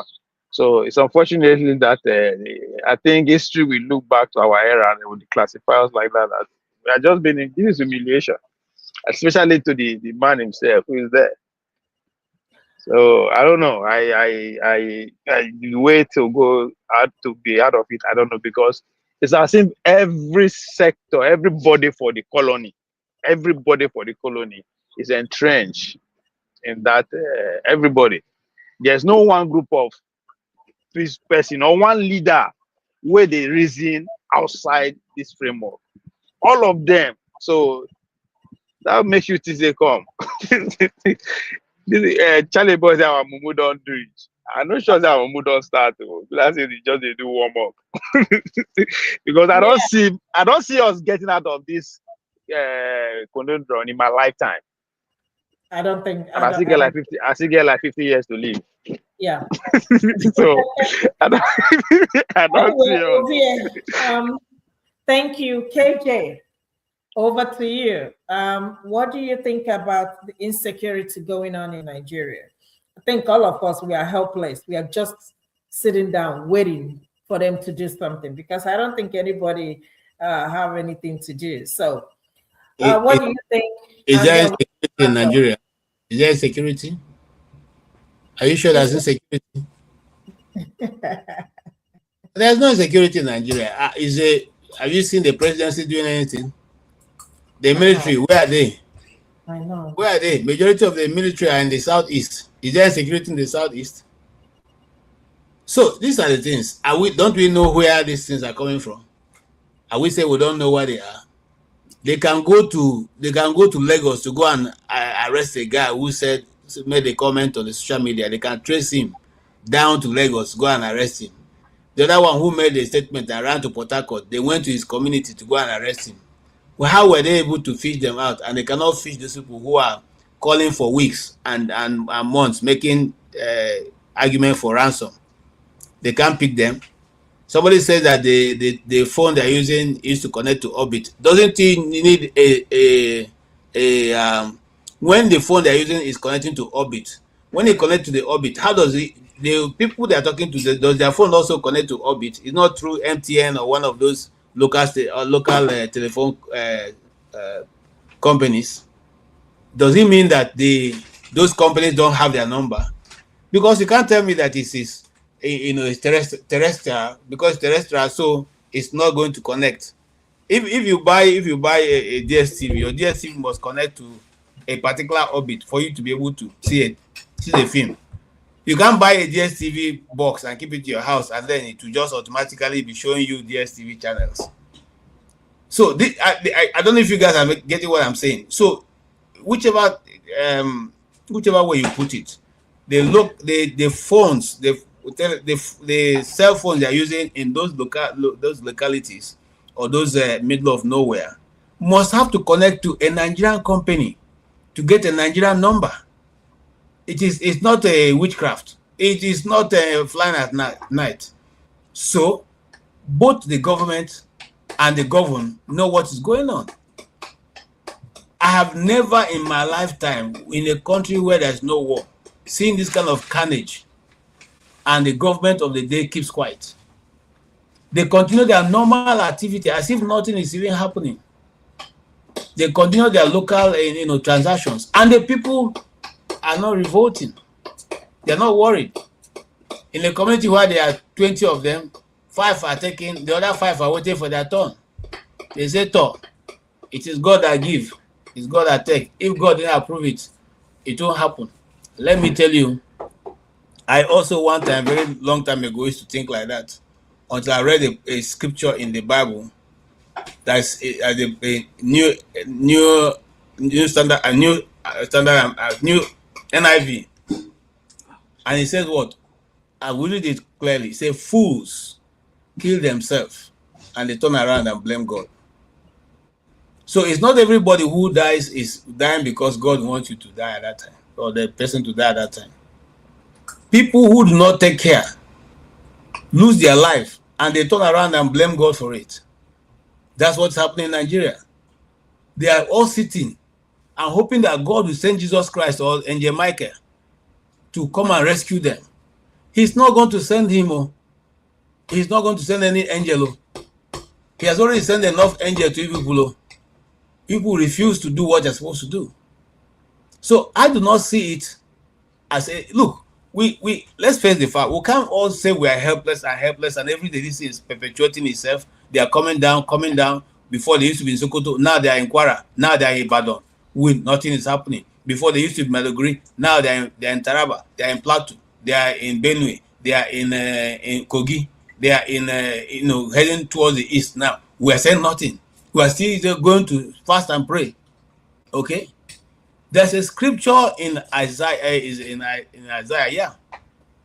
that God instructed his own people that you hold a Bible in your right hand, your left hand, and hold your sword in the other hand. In other words, whilst you are doing that, you are also defending yourself. If we refuse to do that, go and write it somewhere. Just like Femi said, this thing, or Pablo, this thing may not end today. We will still see it and we will leave it. This is how countries are destroyed. Because people who are more interested in their personal pockets take over those countries and run them down. Now, while this is going on, they are getting richer. A certain bank in Nigeria declared 3 trillion naira profit in this same locality where people are dying, where people don't even have work, where Yahoo have become an order of the day. They are declaring what? They are still making gain, and nobody's asking a question. So, my sister, which one will talk? Which one will talk? Listen. Shore, who I love very much, carry Doris Ogale, go to put for Abia State to unseat Oti. So you can see how the country is turned upside down. This same Doris Ogale, who have been talking about some illicit things in the internet for the last 6 months, is one now who is going to contest under Shore's party as governorship candidate in Abia State. Are we okay? So that's the only person Shore can find. Of all this is criticism of Peter Obi, it is Doris Ogale that he can bring. If he even brought Genevieve, I will be satisfied. Or Motala, I will say okay. If he even brought Stephen Okeke, I will say at least this one's we know what this guy. I will say we are moving forward. I saw that. I was just like, anyway, I didn't even take them serious. I was just like, so now if Shore, we're all been fighting for, talking about how he have been consistent, can do this kind of mistake, what else is left now? So where are we going? So which Shore is not different from them, though. It's not different. You see, so we ask the same thing we're talking about. In a nation where we have 230 million people, one man sat in his office, gave out a contract for 15 trillion naira, more than half of the Nigerian budget. Nobody said anything. Nobody went to court. Then the same man, before 1 year, gave another same contract to that same person for 13 trillion naira. Nobody said anything. Nobody said. Then the same man gave another construction company work, building of the seaport, to the same individual. Nobody said anything. So what are we supposed to be saying? You see, I'm losing interest in discussing Nigeria. I'd rather just be discussing other things that make sense. Maybe I'll go into discussing herbs, how you can take herbs now, local herbs, and how it can help you build your body. Because what are we doing? It's not that I ask myself, are we okay? Nobody. Did you see the picture that the woman had been slaughtered by the people, the slaughterers that are running amok in Nigeria, and had less than 2 years old child was tied behind her back still. Only God knows how long that child was there crying. We don't even know the person who made the video, whether it is the Fulani that came back or it was the people that survived that came back to meet the child behind the mother's back crying amidst other, corpses. Tell me the kind of, this boy is not yet 2, or girl, whoever the child is already going through trauma because he's a Nigerian. Let me. And then when they want to curse you, we will say, we could not agree, say we are monkeys. It's a zoo. We're in a zoo. That's the only way this kind of thing it happens. It's a zoo. Period. Sorry to have taken your time, Darren. No. I mean, I know we are so passionate about our country. I mean, with what you're saying, I was talking to one of my friends who has the history of high blood pressure. And she is amlodipine. And I told her, I said, are you taking your medicine? And guess what she told me? This was shocking. She said, I only take it when my blood pressure is high. I said, why? You're supposed to take this medication every day. And she said, if I take it every day, the medication is going to finish now. If you finish, where will I get money to buy another one? So now she's considering taking her medication every day. I said, it defeats the purpose. The medication is for you to take every day. You don't have to take it only when your blood pressure is high. This is somebody who is a teacher in a government school. She's not even making anything. And you ask yourself, from that salary, that's where she's going to buy the medication she takes every day. Mm-hmm. That's where she's going to pay her rent. Mm-hmm. That's where she's going to raise 3 kids. That's where she's going to buy food. I mean, how? How is it even possible? So now she's, looking at it. I'm going to just take it when it's high so that I will still have money to buy food, to pay rent, to do other stuff. That is the country where we are. And I explained to her that if you don't take your medication every day, you might stroke out one day. That's why people all of a sudden, boom, they are gone. Blood pressure is not a joke. Anyway, I don't know if you have any other topic to talk about. It's already late, 9:30. I know some of us will go to work tomorrow. It's my pleasure. Thank you, KJ, for letting me sit in for you today. So you go ahead and sign us off. Oh, I don't have access. I don't know if anybody. You close, I'll sign you off. Okay. Femi, we can use 1 minute to round up, and we're going to start our week tomorrow. Anything you want to say? 1 more minute to round up. No. But I believe, KJ, you now understand why sometimes it's not because we don't care, but some of us, we were accused of being interested in talking about geopolitics in Nigeria because I cannot save Nigeria. I'm not Jesus Christ. Okay, very interesting. Uncle Ike, I know you came in late. Anything you want to say so that we can round up?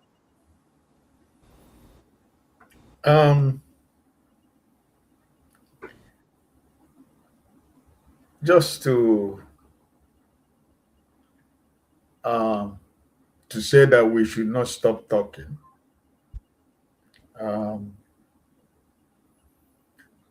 Let us not get tired of talking.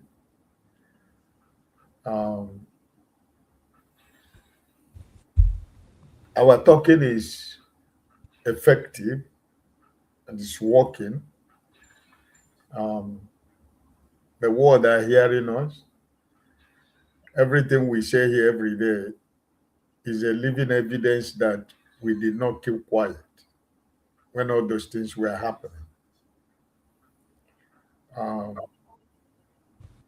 Because if an honest man keeps quiet while things are getting wrong, automatically you are part of the problem. So I think no matter how frustrating it is, no matter how tiring as it is, no matter how painful as it is, whenever we have the strength, we will keep talking and keep, doing what we can do to see that Nigeria survives.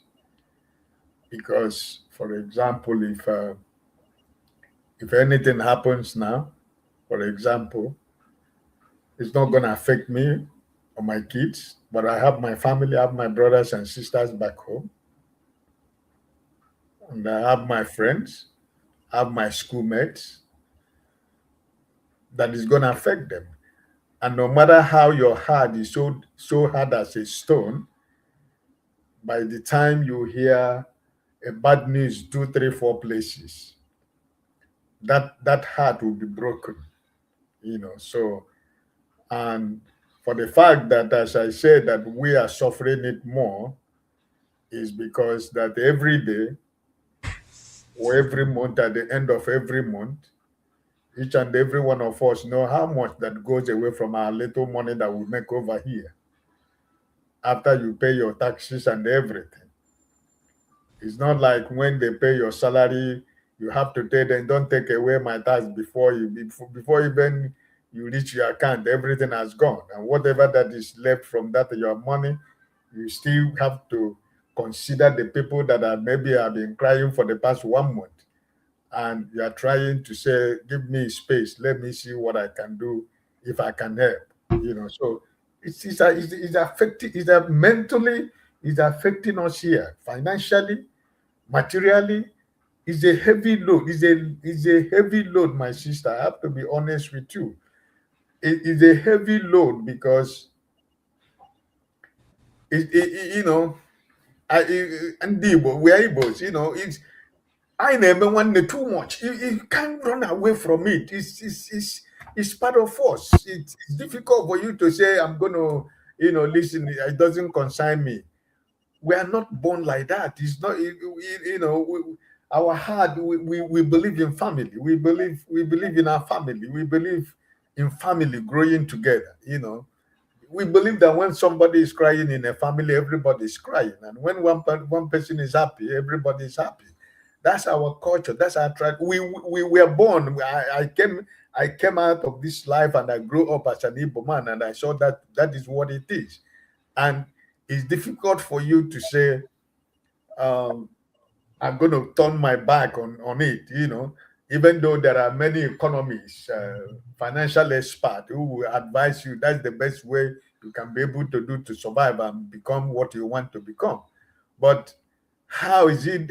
It's difficult. So my prayer for Nigeria, my country, is that things will get better for all of us. You are in the medical field. You are talking about somebody who is suffering about high blood pressure, who's trying to reduce the quantity of the medication that she's supposed to be taking every day. You can imagine she's not even thinking about the consequences of, if I don't take this medication for 1 day or 2 days, what will be the implication? But she's more concerned about where will the money come from to buy another one. Yeah. You see the situation. So in the process of crying where the money is going to come from, it might end up getting worse because you refuse to take your medication. And by that money that you were trying to look for to get that medication, now you get to look for that money ×3 or ×4 in order to save the same life. You see to it right now. So my brothers and sisters, we are not going to give up. It doesn't matter whatever these evil men and women are doing in Nigeria. We are going to triumph, because evil would never prevail over good. It will only take time. And when that time comes, there is nothing that is going to stop it. And I believe that, like as you said, after 2023, I gave up Nigeria and I gave up everything. But after 6 months, I came back. I said, no, I should not. Rather, I should get more involved. And that's why I get more involved right now. That I want to say at the end of the day that even though I was playing my part in a way, not being involved, but right now I am playing my part, being involved. So that at the end of the day that God will call me, I believe that I've done my best. I go and sleep in peace, and I leave the word for the people that are living. Because if I get angry about 2023 and I allow things to continue to go on, at the end of the day, who is suffering? Me and you. Doesn't matter how happy I am where I'm staying. Still, your family back home is part of the load you're carrying on your shoulder. God bless you. I wish everybody the best of the new week. Keep safe. Thank you. Ovie, do you have something to say? No, we Yes, good? I get too short, Simon. The first one to my 2.5 million disciples. Stay focused. Don't forget, Tinubu is our ticket to coming by 2028. Tinubu must win for Monday Pablo to return. So that's the focus. So just no. Then my last one is what Per Ike touched on. For me, I'm not actually the worry about Nigeria per se, especially us that live outside Nigeria, for instance.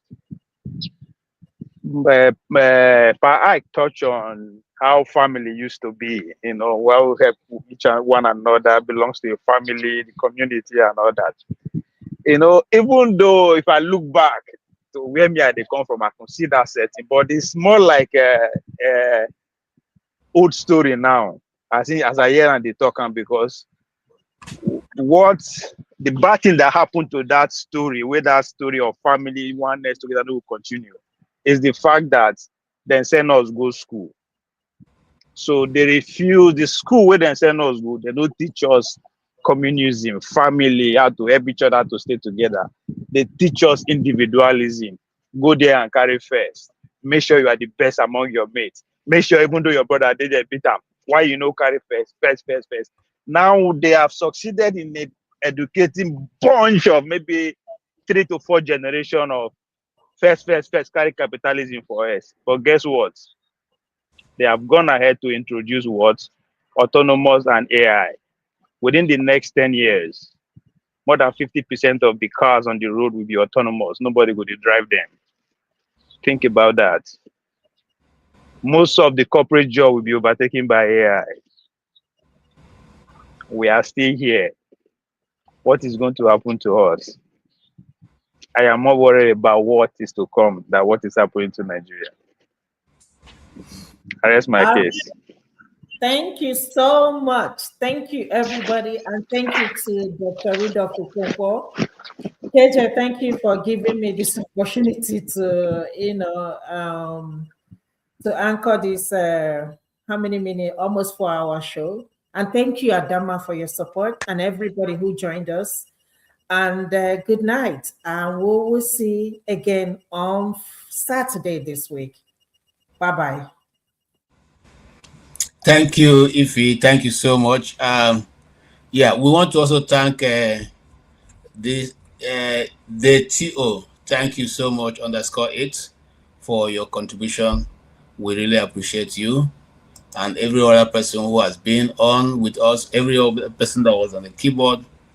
If he had done such a marvelous job, and so I owe you a bottle of Martina. No, palm wine. Oh, okay, yes. Here there's palm wine somewhere in Maryland here. No, that one is fake. It's not fresh. It's not a fresh. It's not a real fresh palm wine. They get early in the morning in the village.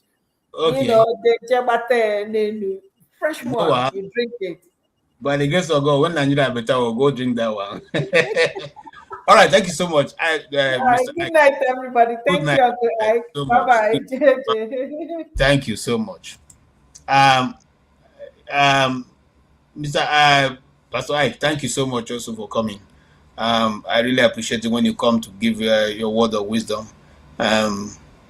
We will say as much as we can say. We cannot run away, And somebody was saying here that why am I talking about Shore? I didn't say Shore brought Doris Ogala. Doris Ogala was giving the opposition, was giving the governorship ticket for Abia State. So the question is, how do you want Abia people to vote for Doris Ogala in the place of Oti? I would rather that they've not filled any candidate than to fill the lady. And I have no, prejudice against her. But I just think that it's like, you cannot take a lightweight and go and box a heavyweight. It's not done that way, even in boxing. So that's what I think. I'm not criticizing Shore, don't please. And then don't ask me why am I not criticizing Obi. We have talked about Obi here. Obi is the only one of the few presidential candidates that have come here many times. And people asking questions. So you guys stop this thing. Everything must not be seen in one shade or the other. If someone is making an honest decision, don't turn it and make it tribal or make it, any other thing beyond what the person is saying. Some of us don't have their time for being tribal. I have come here to fight for almost every part of Nigeria. I fought for my friends in the north. I fought for people in the south. I fought for people in the east. So let's leave this thing, I beg. We have been doing all this in Nigeria, still where it is and not changed. It has not moved. The tribe, we have been fighting this tribe since 1945. Some people think that the Igbo started complaining today. No. If you want to know the real genesis, You know, and Yankasi is one of the northern elders, well respected. He said he granted an interview where he said it was the fear of the Igbos that made them to go to the war. It's not because there was anything. They started, you know, massacring people in the north before the advent of the 1966 coup. So let's not go there. Those of you who don't care to read history, when you come, just come with your biro. When we are talking, we're taking note. When we finish, you go and check it out, whether what we have said is correct or not. Okay? We will say those things. And like I said, somebody mistook me and said something about listen, the Nigerian people, the Nigerian society, or the Nigerian press have been talking about writing the stories of the Civil War and writing it the way they want. We didn't have an opportunity to tell our own story. And that's what I mean. But now we're telling our own story and you guys are not happy about it. So should we leave people to be the one telling our story? At least you have told it to this point. Since 1960, you have been telling our story to this time. What is wrong if we begin to tell our own story? And we tell it with our mouths open, whether people like it or not. We won't relent. In fact, I'm planning to hold another Biafra, just specifically to discuss Biafra and the aftermath of what happened. So that those people who didn't see the picture of why we are so concerned, we see the picture now. I've asked some of my relatives to send me pictures of some of the communities that was ravaged by war. And then you see what we're talking about. It's not that easy. If you guys don't want to talk about Biafra, hold that reconciliatory committee and let them now go ahead and ask for forgiveness and pay us reparation. Those people who were already millionaires at that time and all their monies were taken away and given £20. Give them, find a way to settle them. You know, my late father said there was nothing like Onyohi in the East until after the war. That was when they now have to coin a language, Ojiebaga, person who goes with a gun to go and rob. It wasn't there before. You know, this wasn't there. So there are many vices if we decide to trace how the Igbo community became what it became today that can be traced only back to the days of the Civil War. You know, but when we're talking about it, some people feel, you know, we have not asked people not to talk about the story of Metaseni in the north. If you bring it here, we'll talk about it. We have not asked you not to talk about it. So please, when I don't want to talk my story, make us leave us talk our own story. On that faithful note, I say thank you so much, Mr. Ike, and thank you, Pastor, and every other person who have contributed, and Masker and the rest. Everybody who come here, we appreciate you. But know that everybody's conversation here is your own opinion. Is a person's opinion. You can't stop a person from having an opinion on the issue that is so personal to the person. That is how the world is. So God, who created us, even gave us our opinion, say we can follow him or decide to follow our own. And many of you on this channel follow your own. God has never stopped you from talking. You know, some of you even go ahead to criticize him.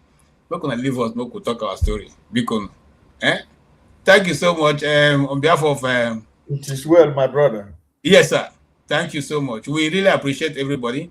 Like I always say, it's not easy to spend your time with somebody because this time we have spent together now, it's been written off in history. It's not going to be repeated. And so we appreciate you all. You know, thank you and have a good night. Yeah, good night.